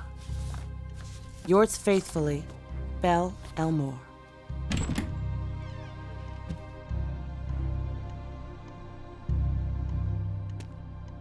Dr. Crippen put it out that Cora had been called back to America. Ethel moved in to Dr. Crippen's house. And soon Ethel Leneve is seen wearing Mrs. Crippen's furs, she's wearing Mrs. Crippen's jewellery. Crippen may have thought that all his problems had vanished in an instant. But thankfully, Belle was better liked by her friends than by her husband. Despite Crippen's hopes, Belle's friends had not forgotten her. It just isn't like Belle. I mean, not even a note. You're right. The thing is, she's been unwell. Yeah, I just heard from my people this morning. Her lungs, so you see... Oh, the poor thing. And for a singer too, how terrible. I don't know that it's as bad as all that. She said it wasn't. So, you have heard from her? What? Belle told you that. Yeah, but... Well, she's up in the mountains. Out in California, the wild's up there, so, you know... Well, you send her our best wishes. She'll be back in fine voice soon, I'm certain. Our Belle's a fighter. Oh yeah, she sure is. All of a sudden, Dr. Crippen decided that the story he had concocted of his wife's urgent trip to Los Angeles was no longer sufficient on its own. He told her friends that she'd been taken seriously ill herself and was not expected to survive. Then he sent a telegram to Mrs. Martinetti to inform her of Cora's death and cremation. Suspicions were beginning to grow amongst Belle's friends. One friend who noticed her disappearance was the famous strongwoman Kate Williams, who went by the stage name Vulcana. Not somebody you'd want to be on the wrong side of. Her act in the music hall was as a strong woman lifting great weights of barbells and that sort of thing. Vulcana came back from America. They had looked to try and catch up with what had happened to Cora and so on, but had drawn a complete blank. So they discussed it amongst their friends and then went to Scotland Yard to express their doubts. The London community with which Dr. Crippen and his wife had become friendly had been rocked to the very core just over a decade earlier. The well-known actor, William Terrace, was stabbed outside the Adelphi Theatre. His killer was another actor, Richard Archer Prince, who had been his friend. Prince was declared insane and sent to Broadmoor Asylum. His sentence angered the theatrical community. Sir Henry Irving went so far as to say, "Terrace was an actor, so his murderer will not be executed." The William Terrace murder, though, had been a relatively straightforward affair for the London police. The Crippen mystery would be far more challenging. But fortunately, a man called Walter Dew was on the case. He was no stranger to shocking murder, having been one of the team that tried to capture Jack the Ripper 20 years earlier. Dew was only a young policeman at the time of the Jack the Ripper murders. He joined 1882, about 6 years before the murders. And he said that it talked about the tension in the area, and you'd only got to say Jack the Ripper, and you could get an explosive incident. And when some lunatic runs down the street shouting, "I am Jack the Ripper, I am Jack the Ripper," immediately a lynch mob is formed. Dew and other policemen grab hold of this lunatic, have barricade themselves in a house, waiting for reinforcements, while outside the lynch mob is howling to get hold of this person and string them up on the nearest lamppost. In the case of Dr. Crippen, Walter Dew's first move was to head over to Hilldrop Crescent to get some answers to Cora's disappearance.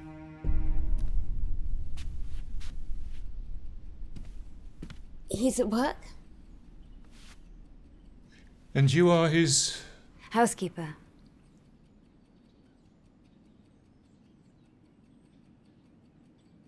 If you come back later, he'll be here. You talk to him then. You should come back. We would very much like to speak with him now, Miss Leneve. He's at work?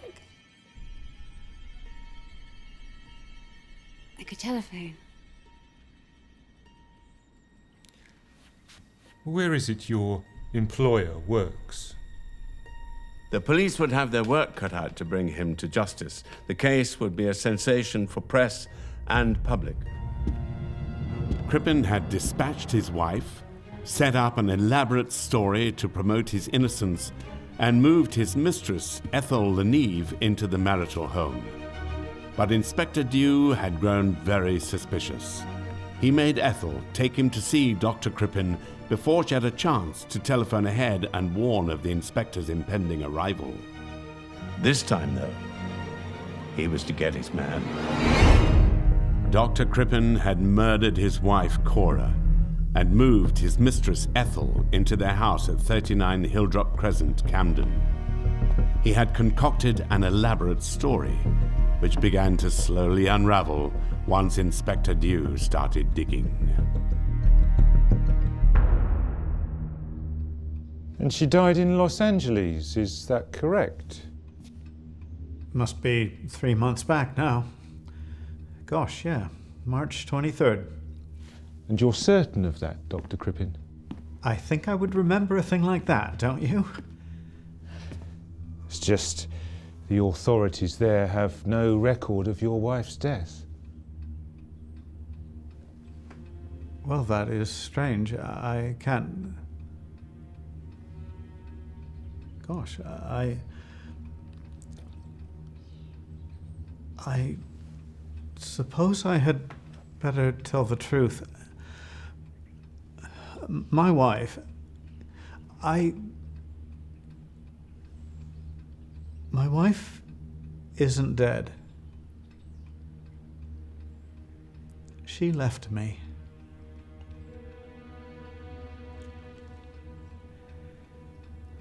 I feel a real fool, let me tell you.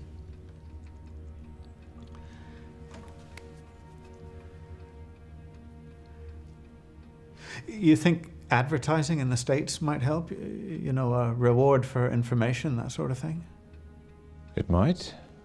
I'm just keen to help, you know, however I can, officer. Inspector. You don't jump to the conclusion murder has been committed merely because a wife has disappeared and her husband has told lies about it. But he had lied.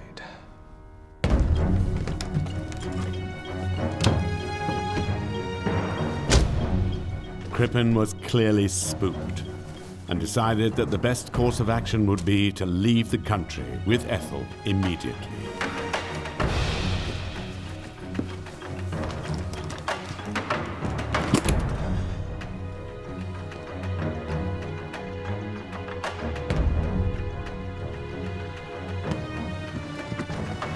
Certain people with no knowledge of police procedure and even less of the law blamed me for letting Crippen go. I ought to have arrested him, they said. But there had been no shred of evidence against him. It's futile to talk of arresting a man until you know there has been a crime.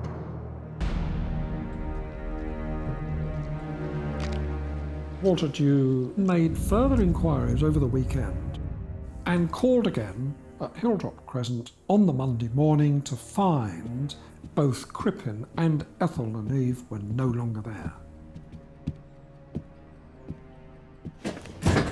The neighbours haven't seen them, sir, but we spoke to one of his colleagues. He says the doctor was at his office Saturday morning. Crippen gave him £2, told him to go and buy a boy's suit, tie and braces, a brown bowler hat and size 5 boots. What size shoe do you suppose Miss Leneve takes? I want descriptions of both of them circulated to all ports, domestic and foreign. Yes, sir.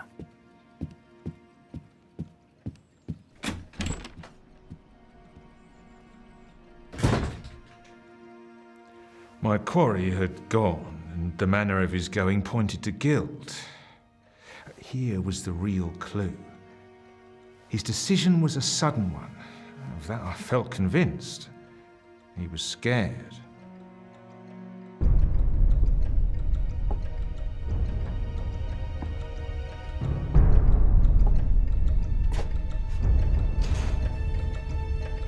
As instructions were sent out to track down Dr. Crippen and his mistress Ethel Leneve, who had both suddenly disappeared, Inspector Walter Dew made further searches at the Crippen household.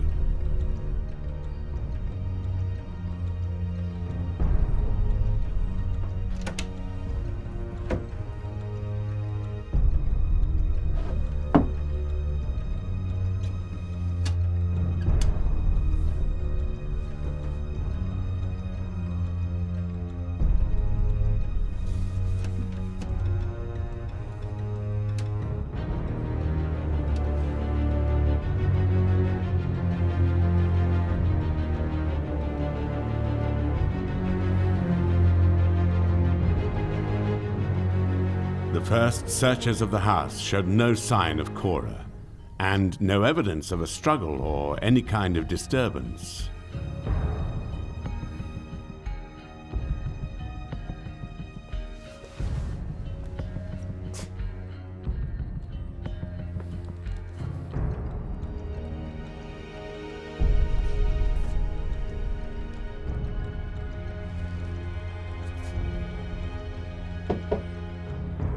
The police were persistent, certain that Crippen wouldn't have fled so quickly for no reason.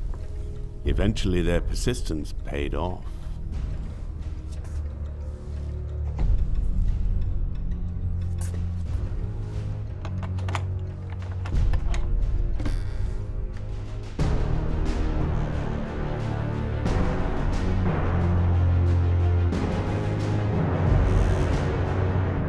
The police made a grim discovery in the cellar.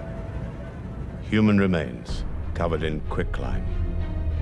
The bones, head, limbs, and sex organs had been cut away. The skull, arms, various bones are missing, and there's just this mangled pieces of flesh. They called in the expert pathologists from Imperial College. They made tests on the flesh and found that it contained traces of hyoscine. Large amounts of hyoscine were extracted. Its identity was confirmed by being tested on a cat. Apparently, a cat's eyes dilate in the presence of hyoscine. Belle Elmore could be identified only by a small piece of flesh from her abdomen. It bore a scar consistent with an ovurectomy that she had undergone. The pathologist was a young man called Bernard Spilsbury. He contradicted the other specialists who'd been called in, and he'd found this scar tissue.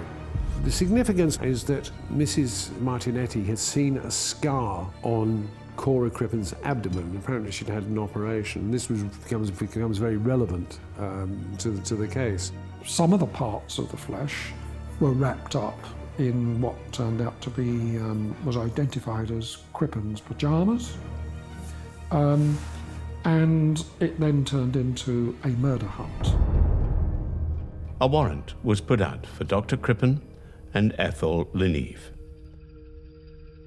False sightings were reported all over the country, but nobody knew for sure where they were.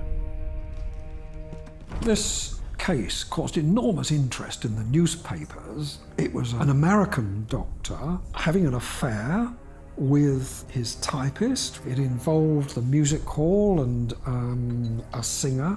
So there was this great publicity, and lots of people came up with various leads on where Dr. Crippen might have gone to, including places on the continent. The most promising lead came from a quite unexpected source. A ship on the Atlantic, the SS Montrose, that was headed to Canada. Its captain, Henry Kendall, had only 20 passengers traveling in second class on his ship, and he had become extremely suspicious of 2 of them.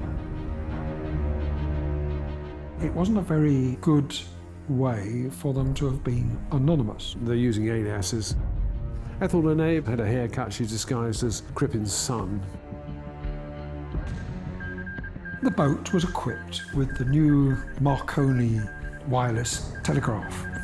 So Kendall actually used this telegram to relay his suspicions to Scotland Yard. Henry Kendall, captain of the SS Montrose, sent the following message to his head office in Liverpool. Montrose, 130 miles west of Lizard. Have strong suspicion that Crippen, London cellar murderer, and accomplice are amongst saloon passengers. Moustache shaved off, growing beard. Accomplice dressed as a boy. Voice, manner, and build undoubtedly a girl. Kendall. Walter Dew had a tough decision to make. Whether to trust these unconfirmed reports by telegraph from a ship in the middle of the Atlantic.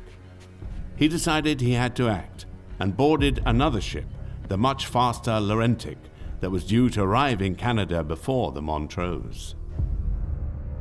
What made it a sensational case was that Dew used the wireless telegraph to send reports back to England. These were going in the newspapers, and Crippen, of course, with Ethel and Nave, were completely unaware of this going on, so the press were having a wonderful time with all this information.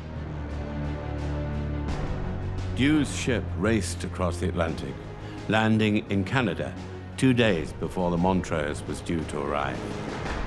The murder of Cora Crippen and the flight of her husband were now a worldwide sensation. The press on both sides of the Atlantic were desperate for any detail about the case. Murder, adultery, theatre, technology. It was the perfect story.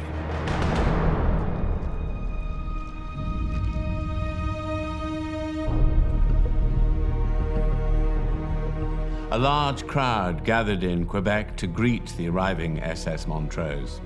Dew put on the uniform of a pilot officer and was rowed out to the ship accompanied by 2 officers of the Quebec City Police. Forewarned of his arrival, the ship's captain greeted him on the bridge and accompanied him to a private cabin. There, Dew waited until the Canadian policeman could bring him the man suspected of being the missing murderer. Dew could only wait. Walter Dew, dressed up as a ship's captain, boarded the Montrose, spoke to the captain, and of course there wasn't really any doubt that it was Crippen and Ethel. They were then returned on the Laurentic's sister ship, the Magentic, back to Liverpool. Ethel and Nave was really pleased to be able to get out of boys' clothes, and she said Walter Dew was very kind because he allowed her to send out for some proper woman's clothes, and at Walter Dew's suggestion she got this hat with a veil so that her face would be protected from the press cameras. On their return to London, Dr Crippen and Ethel and Eve would face the full force of British justice. They would also find a public thirsting for every detail of this sensational murder, and a song written in their dubious honour. Dr Crippen killed Belle Elmore, ran away with Miss Leneve, right across the ocean blue, followed by Inspector Dew. Ships ahoy, naughty boy! Dr Crippen and Ethel Leneve were now back in London. They had attempted to flee to Canada on the ship SS Montrose, with Ethel assuming, rather oddly, the identity of a young boy. They had almost got away with it, but were thwarted by Inspector Walter Dew, who was awaiting their arrival in Canada with handcuffs at the ready in order to bring them back to London. Crippen was put on trial for the murder of his wife at the Old Bailey on October the 18th, 1910. Hawley, Crippen, you are indicted and also charged on the coroner's inquisition with the willful murder of Cora Crippen on the 1st of February last. Are you guilty or not guilty? Not guilty, my lord. Dr Crippen was in many ways a modest man. In others, he was egotistical. I shall always believe he was vain enough to think he had committed the perfect crime. Expert opinion was provided by both the defense and the prosecution, and it often conflicted. One side would say that the carving up of the body found under the cellar required great expertise and practice, while the other side would say, well, anybody could do that with a bit of medical training. There were also conflicting arguments about the piece of flesh. Did it actually have the scar that Belle Elmore was known to have from an operation? It was like a Y-shaped scar, some of which could be a crease, other parts of which was surgical. It was folded over, and there was argument whether the scar was in fact a fold of flesh or whether it was a scar. Spilsbury convinced the jury that it was a scar. That scar was consistent with an operation. Her sister travelled over from America and gave evidence at the Old Bailey to this effect. The interesting thing is, in recent years, a sort of DNA has been done on the remains. Cora's DNA doesn't match up any of the surviving family. DNA evidence suggested that the flesh was male. All of which adds to the controversy. At the time of the Crippen trial, though, the evidence presented to the court was groundbreaking, and people were going to be naturally hesitant about accepting it. But in Bernard Spilsbury, the prosecution had an expert who was going to change the face of forensic science. Bernard Spilsbury gave evidence about the hyacinth, and actually it was the first famous case in which Bernard Spilsbury had given this expert evidence as a pathologist. He became very eminent in the next 30 years and became very famous indeed. Crippen had a formidable court opponent in Bernard Spilsbury, but he did have Edward Marshall Hall, known as the Great Defender, on his team. Hall had successfully defended Robert Wood 3 years earlier in the case of the Camden Town murder. After some discussion, however, as the trial approached, Hall decided not to lead Crippen's defense. Crippen was in real trouble. The prosecution was led by Richard Muir, who secured conviction in the Stratton brothers case, the first men to be convicted of murder on fingerprint evidence. When Muir was appointed prosecutor, Crippen is reported to have said, "I wish it had been anyone else. I fear the worst." Crippen was damned by the actions he took both before and after Bell's disappearance.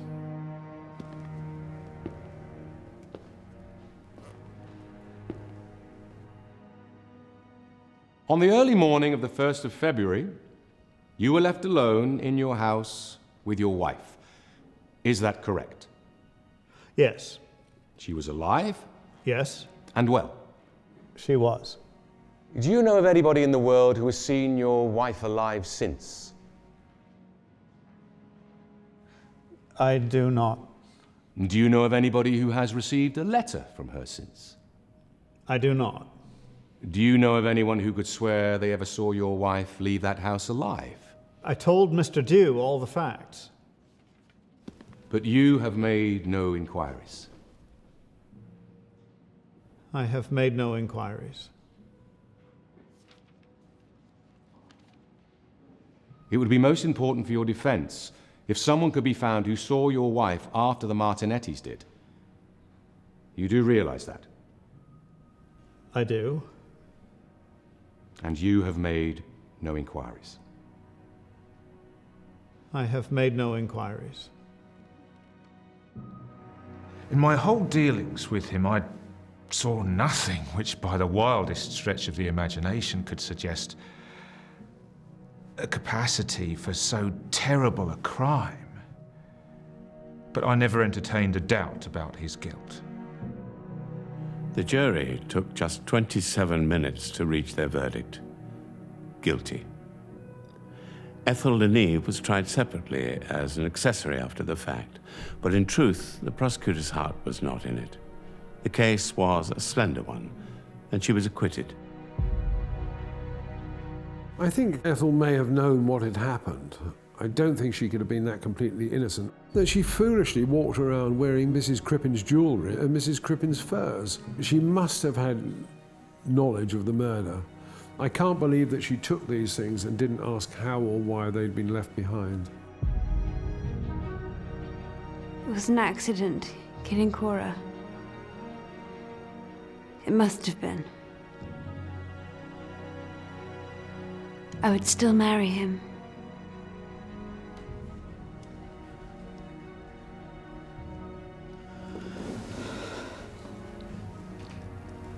They have their rules. I won't be getting you in trouble again. You look well. Yeah, they're taking care of me. Darling, you have been my one comfort all these years. My one comfort. God bless you, my darling.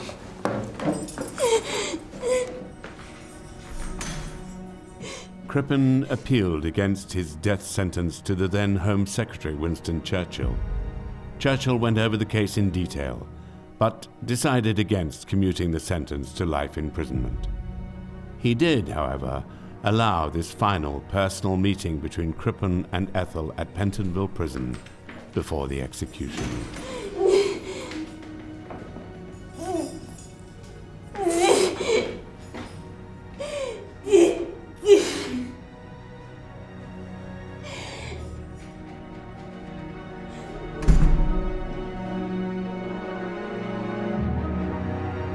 Crippen was hanged on the 23rd of November, 1910.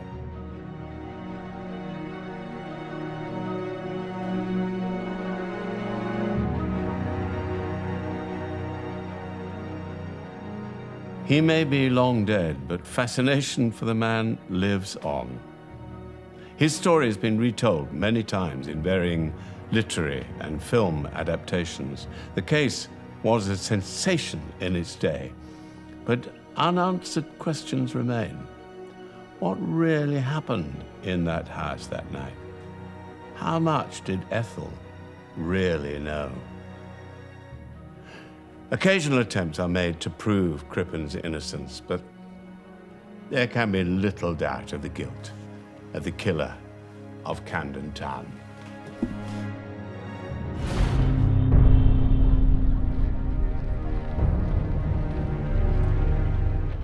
In the early 20th century, all was not well on the continent. Tensions were mounting across Europe and revolutionary movements were forming. Many of the most ardent revolutionaries were sent into exile, and London was one of the few places where they were welcome. Britain was a refuge for people escaping the pogroms in Tsarist Russia and Eastern Europe, and so they fled to this country. And it was an open door policy which infuriated the Russians. Some of them were committing crime, and it was a matter of great concern. Surprisingly, they could come in with weapons. Lenin would make London his home in 1908, along with many other Marxists. The huge losses of the Great War were soon to take their toll, and terrible outbreaks of violence and murder were already spreading throughout the capital.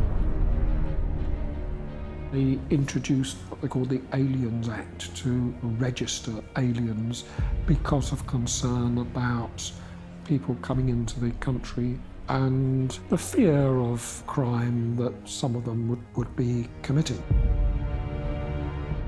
In 1909, the Tottenham outrage shocked the city when two Jewish anarchists from the Russian Empire carried out an armed robbery that killed 2 people, including a police officer, William Tyler.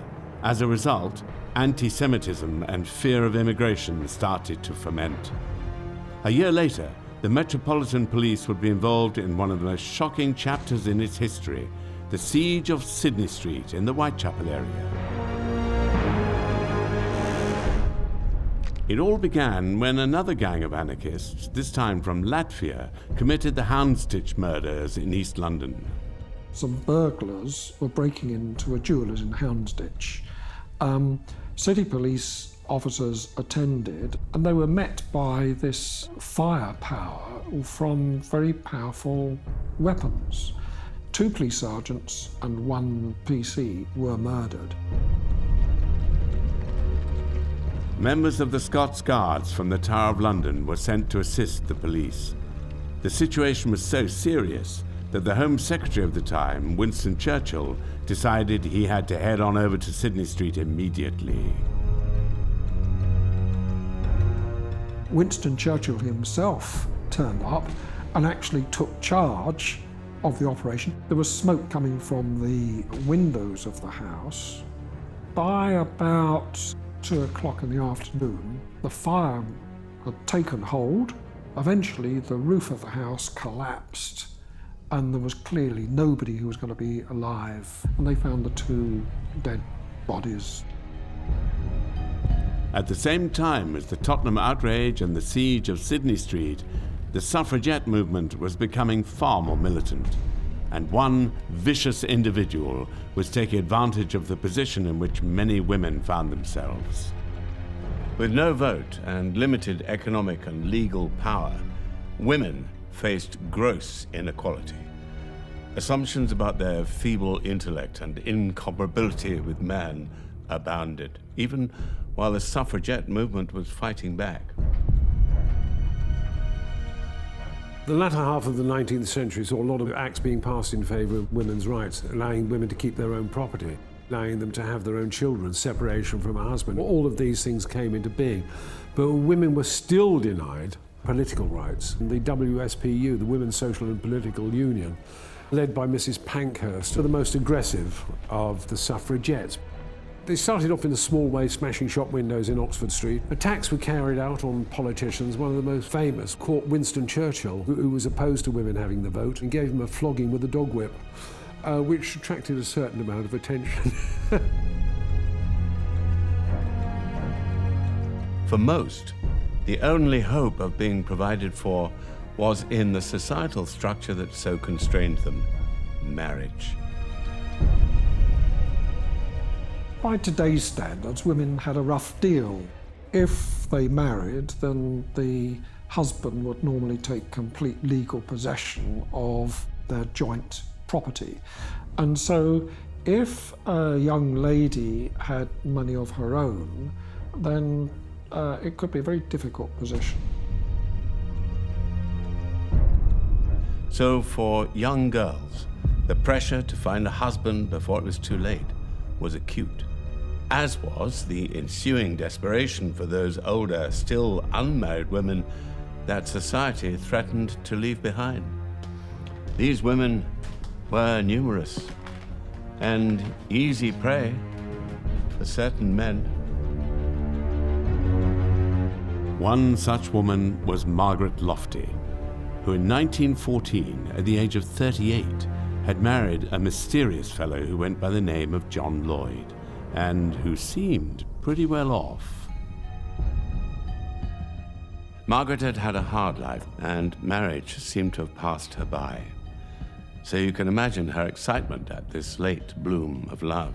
The vulnerable, still heartbroken Margaret fell hard for the rich older man. She hid the relationship from her parents until they were wed. But poor Margaret only lived one night as a married woman. The next day, she was drowned in the bath in the lodgings she took with her new husband.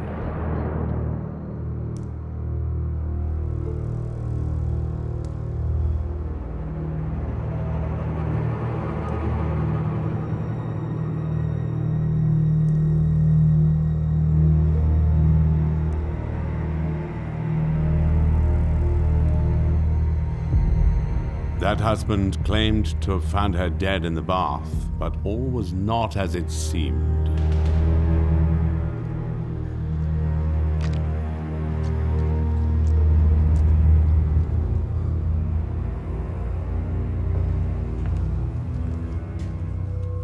News of Margaret's death would eventually reach the desk of Inspector Arthur Neal of Scotland Yard, who was already dealing with the challenges presented by war with Germany.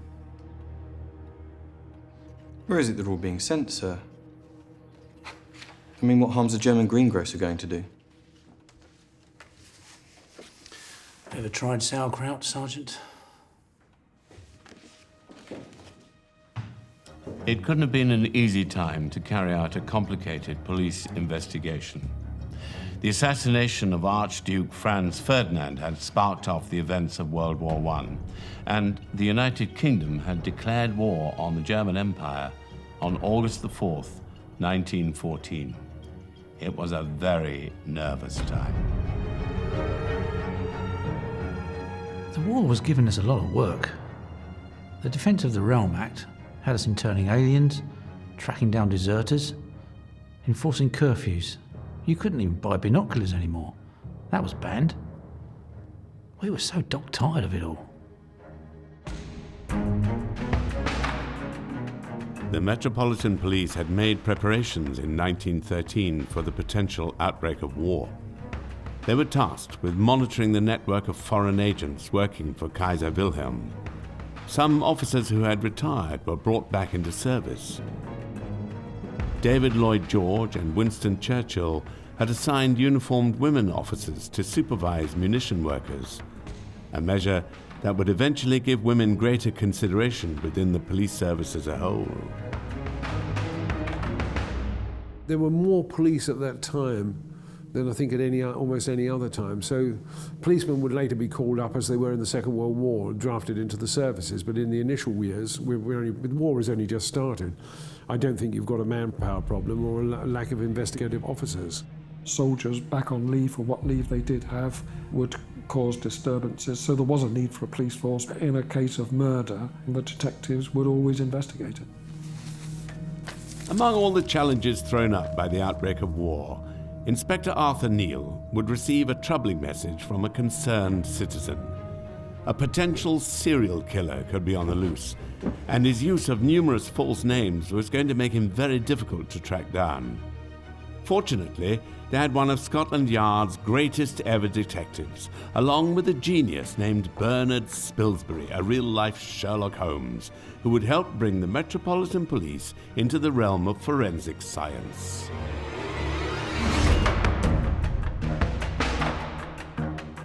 Margaret Lofty had died in the bathtub the day after marrying the mysterious John Lloyd. At first, it seemed her death had been a tragic accident.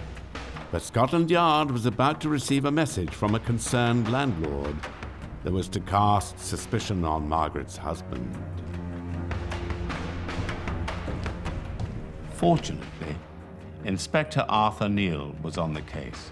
He would eventually become one of the so-called Big Four, the four superintendents in charge of the Criminal Investigations Department at Scotland Yard.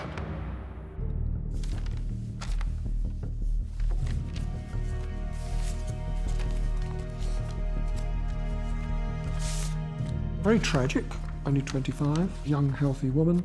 It came to light when Mr. Burnham was worried about his daughter Alice, who had got married, really against her parents' wishes.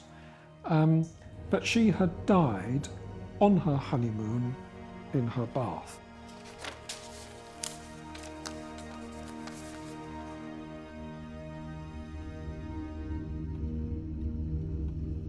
One of the victims, the father, saw details of the death of yet another Mrs. Smith and went to the authorities, and this was when the whole case began to unravel against him.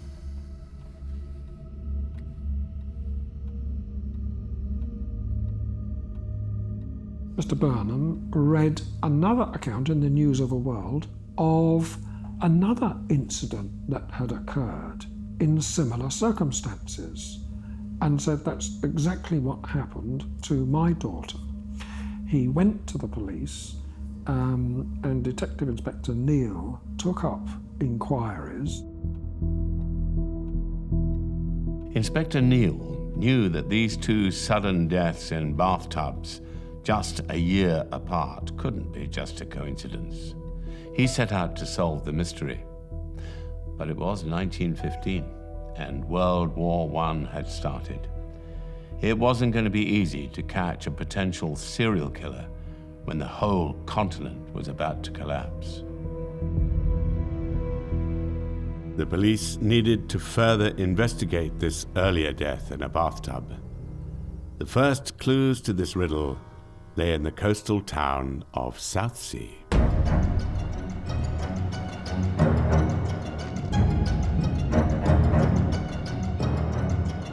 Alice Burnham was a bright, pretty girl of 25. She was the daughter of a coal trader, had trained as a nurse, and by 1913 had found a position as carer to an elderly man in the beachside resort of Southsea. And that is when she met someone. An older man, certainly, but single, still quite handsome, and conveniently rich. This man of the world seemed besotted with her. And just a month after their first meeting, Alice wrote to her parents to say she was engaged. On the 4th of November, they were married against her parents' wishes at a register office in Southsea. And just 6 weeks later, she was dead, drowned in the bath. Her now widowed husband went by the name of George Joseph Smith. Who was George Joseph Smith? Well, he was a man who had a number of different names. He had a number of different marriages. He was a sort of petty crook and con man. I mean, at one point he's supposed to be dealing in antiques and general sort of wares. He had a criminal record when he was in his teens. He believed in dominating women, and he could be quite brutal, quite prepared to beat them if they didn't do what they were told. The similarities between this case and the recent death of Margaret Lofty was stark. But could their husbands, John Lloyd and George Smith, be the same man? Or was it just a horrible coincidence?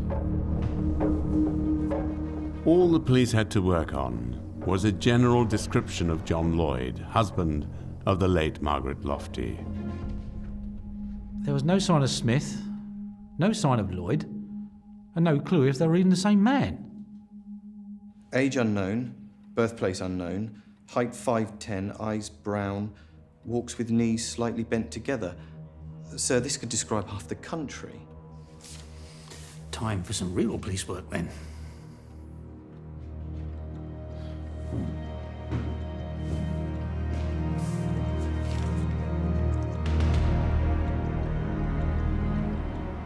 Inspector Arthur Neal was working with Sergeant Harold Reed, who was making inquiries about the brides in the Bath case. Together, they would visit the location where Margaret Lofty had died, and Reed spoke with the police constable who had been first on the scene.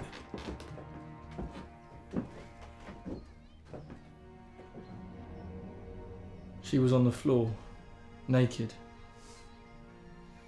I told him to cover her up. The husband. It wasn't right. What did he look like? Bit over 5'9", brown hair, little grey, full moustache. He was pumping her arms back and forth when I got there, trying to revive her, I suppose. I took over before the doctor arrived. I'm sure you did precisely as you were trained.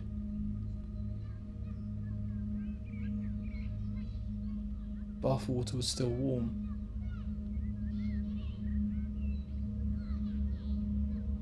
Lloyd had taken his wife to see the doctor the day before she died. Margaret had been suffering from a bad headache, apparently, though the doctor said Lloyd did all the talking. The officers at Kentish Town Police Station made inquiries across the country as they tried to find John Lloyd and George Smith to see if they were indeed one and the same person, and to find out exactly what had happened to Alice Burnham and Margaret Lofty.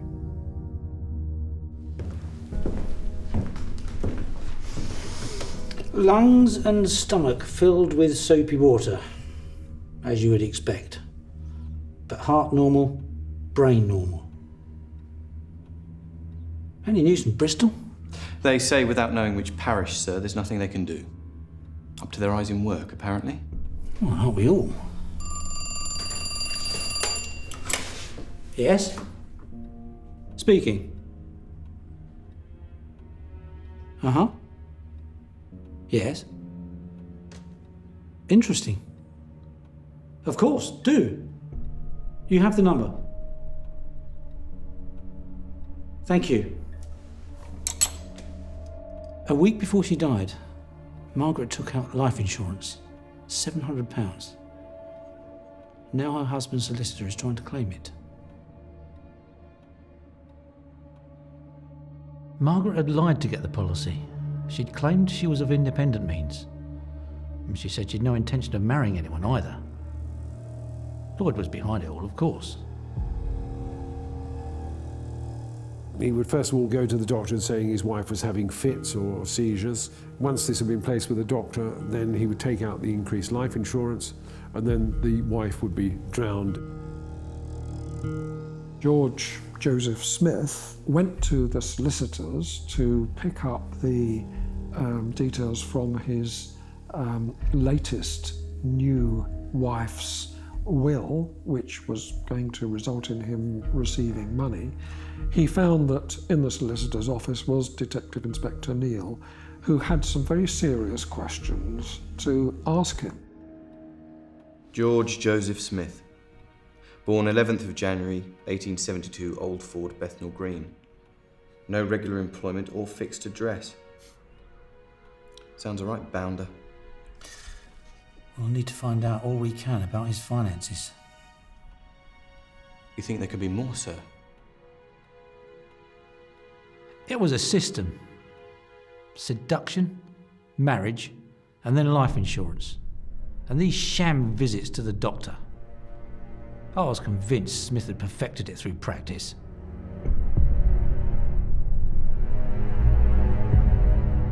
Their inquiries found out that a month before Alice took out life insurance, Smith had bought an annuity from the same company. The cost of that annuity was £1,300. It's worth more than 100 times that today.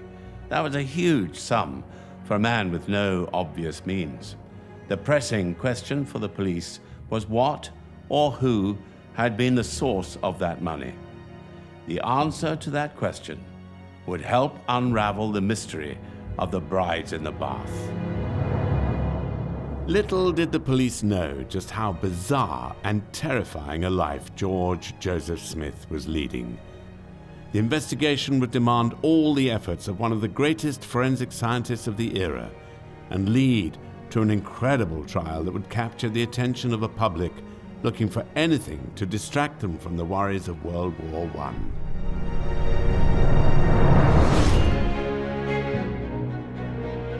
Thanks to a lot of detective work, the Metropolitan Police had worked out that the husband of the recently deceased Margaret Lofty and Alice Burnham was a man born George Joseph Smith. He had used many aliases and entered into numerous bigamous marriages before disappearing with the women's money. But he was finally in custody. But Inspector Arthur Neal believed there may be other victims as yet undiscovered. And he was right. In 1910, Bessie Mundy was alone. Her dreams of marriage and family unfulfilled. Now 33, those hopes looked forlorn. But the following summer, she met a man, a Londoner calling himself Henry Williams. He entranced her with tales of the capital and of his travels across the globe as a painting restorer. A whirlwind romance led to marriage. Her father, a bank manager, had left her £2,500 in his will, and this handsome amount was invested in a trust administered by her uncle.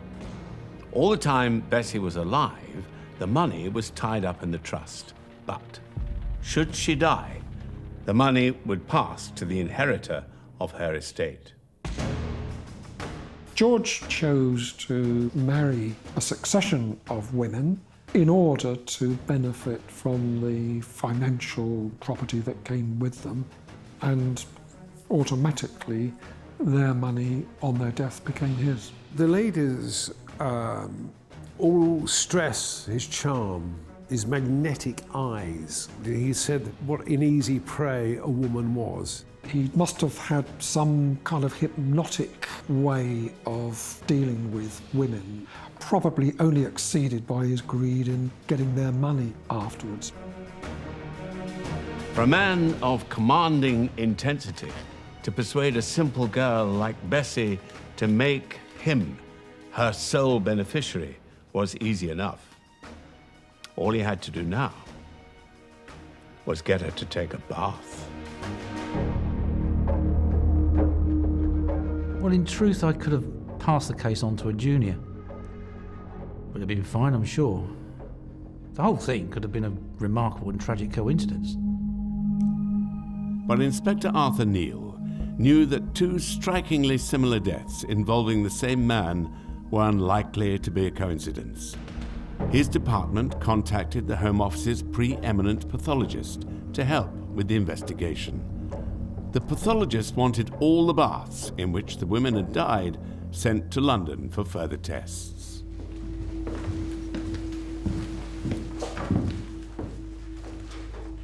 From the public, sir. Possible solutions.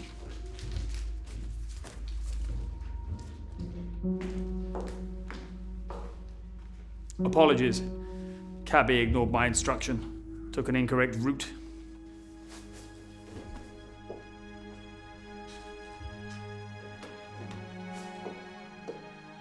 Are you just going to stand there, or should we get started? That was Dr. Spilsbury, a brilliant man. Perhaps a little too aware of it even then. With Bernard Spilsbury's assistance, the police uncovered more and more about George Joseph Smith's life. They soon found out about his earliest victim, Bessie Munday, but were always aware that it was going to be a challenge to prove he was a murderer. The bodies of George Smith's 3 dead wives were exhumed, but little more could be learned from their decomposing remains, even by the esteemed doctor who examined them. This was Dr. Bernard Spilsbury. The science of forensics was fast developing, offering new and exciting ways of catching and convicting criminals. This was a time proud of its technological marvels. And in Spilsbury, the nation had found a real-life version of Sherlock Holmes.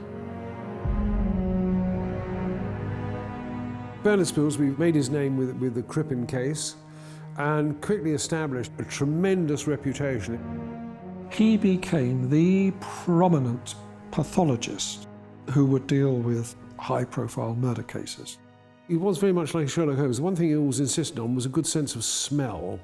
And there's a couple of famous photographs where the remains are out in the open and Spilsbury's bending over with his nose in these rotting flesh.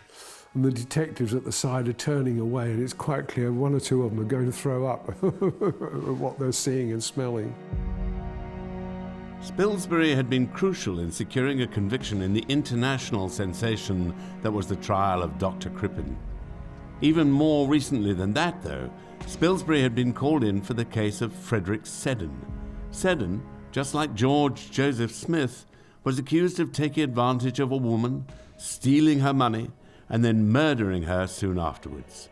Spilsbury gave evidence at the trial that led to Seddon's conviction for the murder of Eliza Barrow by poisoning her with arsenic obtained from flypaper. But it was the Brides in the Bath case that would ensure Spilsbury's legacy. His reputation was so great at one point, even if he was wrong, jurors were prepared to believe him rather than another pathologist who in some instances were clearly right. He had this legendary reputation. As Bernard Spilsbury became more and more prominent and well known, pathology took a more and more prominence at these murder trials.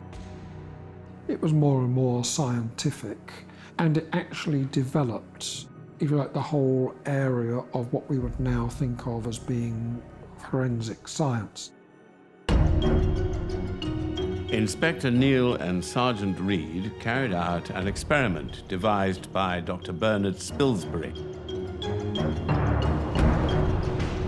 The Kentish Town Police and Dr. Spilsbury would work tirelessly, trying to work out just how George Joseph Smith caused 3 of his wives to die in a bathtub without obvious injury or even clear signs of drowning. However, Spilsbury would have a flash of inspiration. They do like a good murder. Mr. Marchant from Highgate writes, "It is quite possible to suffocate a person recumbent in a bath by pouring into it a sufficiency of carbonic acid gas." I worry how he came by such knowledge. Does Mr. Smith strike you as a scientific man, Doctor? Doctor!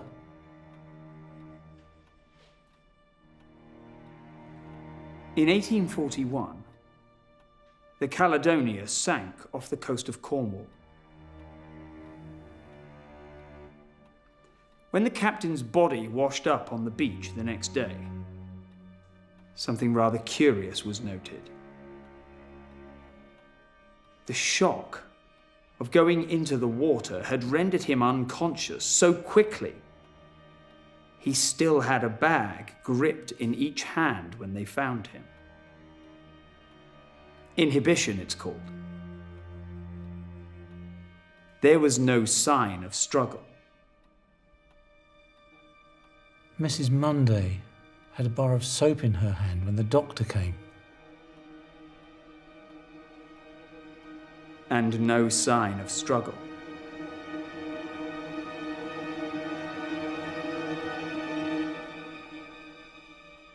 It was a theory. That was all. Not something that we could get a conviction from. So we worked hard, right down to the rock-bottom facts. And by the end, we had 253 exhibits.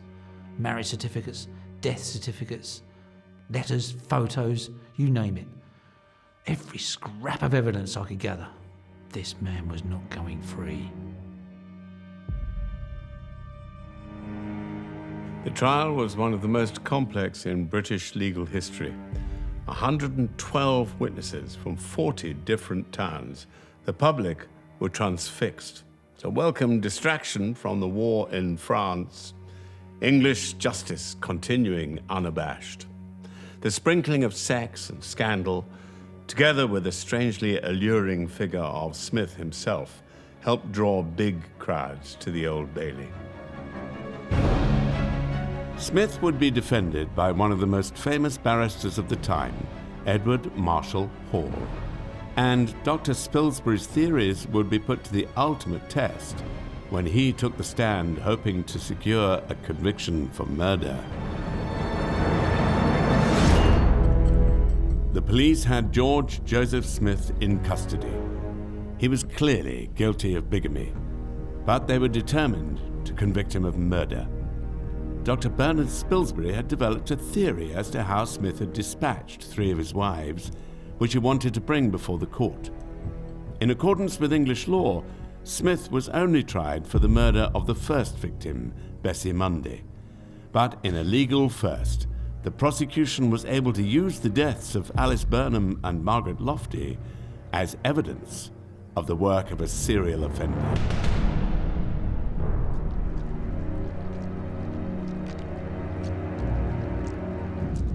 The star witness took his turn on the stand on the 6th day of the trial, Monday, the 28th of June, 1915.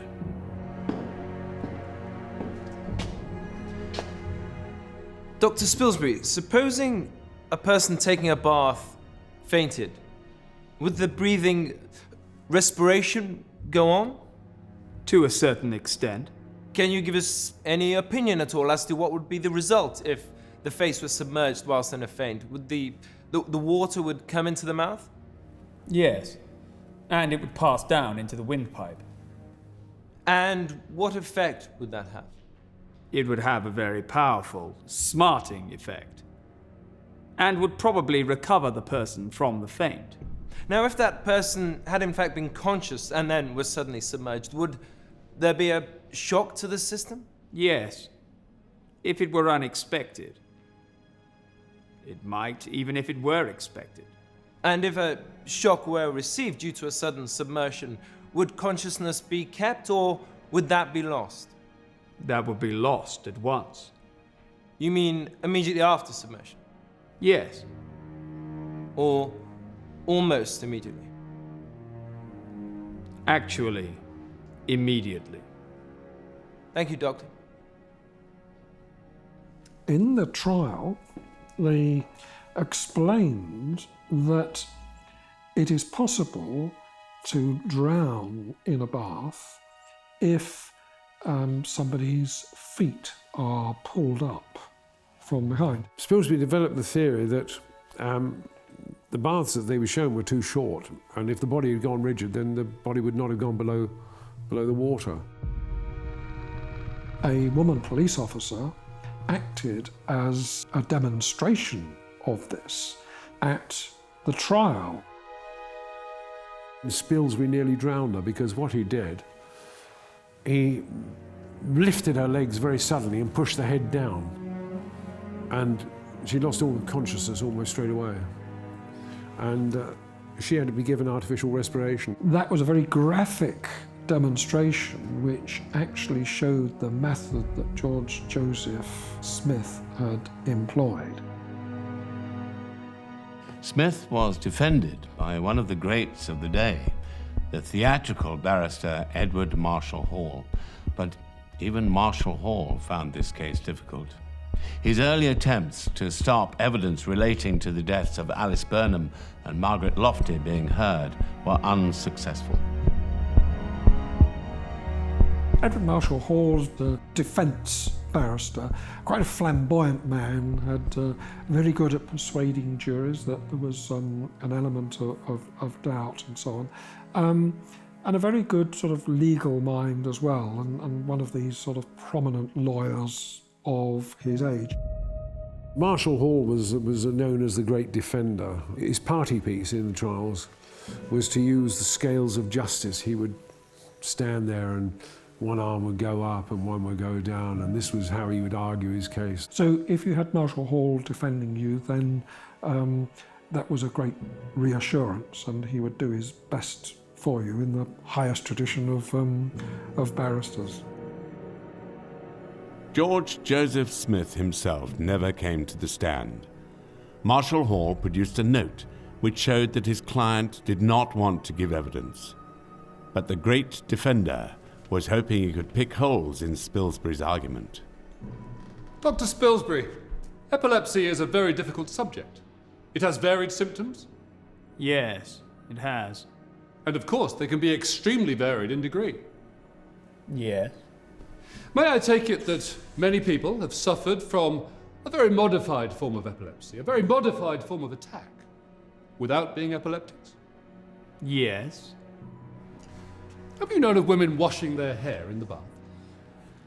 Yes. If you're in the bath and using soap, you cannot get the soap out of your hair very well by simply rinsing it with that same soapy water, can you? No. The very natural thing for a lady to do then would be to lean forward, put her head under the tap, and let the fresh, clear water run on her head. That would be one method. Assuming a woman had had a fairly hot bath, and she was not in a very healthy condition, that is the evidence we've got, and she were rinsing her hair in this way, and had a sudden fainting fit, would she not fall? The theory put forward by Marshall Hall was dismissed by Spilsbury, and although technically possible, it did nothing to convince the jury of George Joseph Smith's innocence. Overall, it was Bernard Spilsbury's brilliant mind and the dogged determination of Arthur Neal which would prove decisive. Marshall Hall's theatrical brilliance and flights of fancy failed to save this client.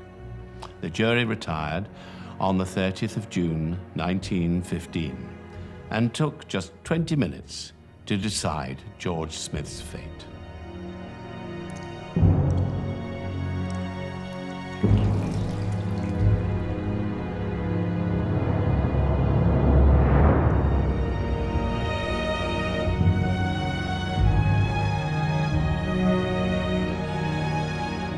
George Joseph Smith was executed at Maidstone Prison on the 13th of August, 1915. He did leave behind his only legal wife, Caroline Thornhill, whom he had married in 1898. The day after Smith's execution, she married a Canadian soldier. The case of George Joseph Smith and the brides in the bath would remain in the British public consciousness long after the end of World War I, and his horrifying story would be brought back into focus at the start of World War II.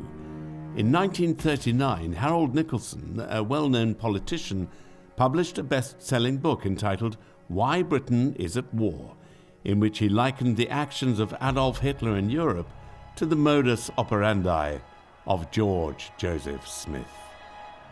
World War II would also see the involvement of the man who'd helped convict Smith, Dr. Bernard Spilsbury. His forensic skills and knowledge of pathology were harnessed in a top-secret mission called Operation Mincemeat, which succeeded in deceiving Nazi forces and saving numerous Allied lives. In the interwar years, though, Spilsbury had testified in many other sensational trials. Bernard Spilsbury had this very eminent role in giving evidence in so many murder cases. Between the Crippen case and 1947, when he died, he did something like 21,000 post-mortems. The defence would say, well, if Spilsbury is appearing for the other side, we don't really stand a chance. In modern terms, he would probably be criticised for giving his own personal opinion perhaps a little bit too strongly. And there are some cases where the evidence could have been interpreted either way. But he was a man of his time. He helped to convict poisoners such as Herbert Armstrong and Jean-Pierre Vaquier. But his method of working would be brought into question. He undoubtedly helped to convict and establish the truth of many, many high-profile cases. He lived until 1947. Two of his sons had died, and he was suffering from overwork. Eventually, he went to his laboratory and cleared up all his paperwork and then quietly committed suicide. A very sad end to a very fine career. It may have been a very tragic end for Bernard Spilsbury, but he left behind a tremendous legacy in the field of forensic science and criminal investigation, and his monumental efforts had brought down one of the nation's most cold-hearted murderers, George Joseph Smith. Later in the century, he'd probably be classified as a psychopath, a man who acted without qualm or scruple, but who nevertheless exercised great personal charm. But there was no such word for a man like Smith in 1915. He viciously exploited the iniquitous position of women in society for his own ends. The suffragette movement did help remedy some of the many problems that women faced in this era, and the outbreak of war led to all prisoners who were locked up for suffragette activities being released in amnesty.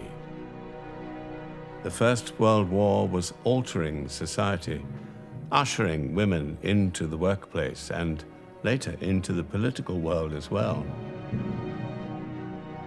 But although their legal status did improve, it would be a long time before the role of women in society changed sufficiently for them to no longer be such easy victims for the likes of George Joseph Smith, the brides in the bath killer. The old morality and rigidity of pre-war days was not swept away by the carnage of the trenches, but would continue to affect the fate of women for decades to come.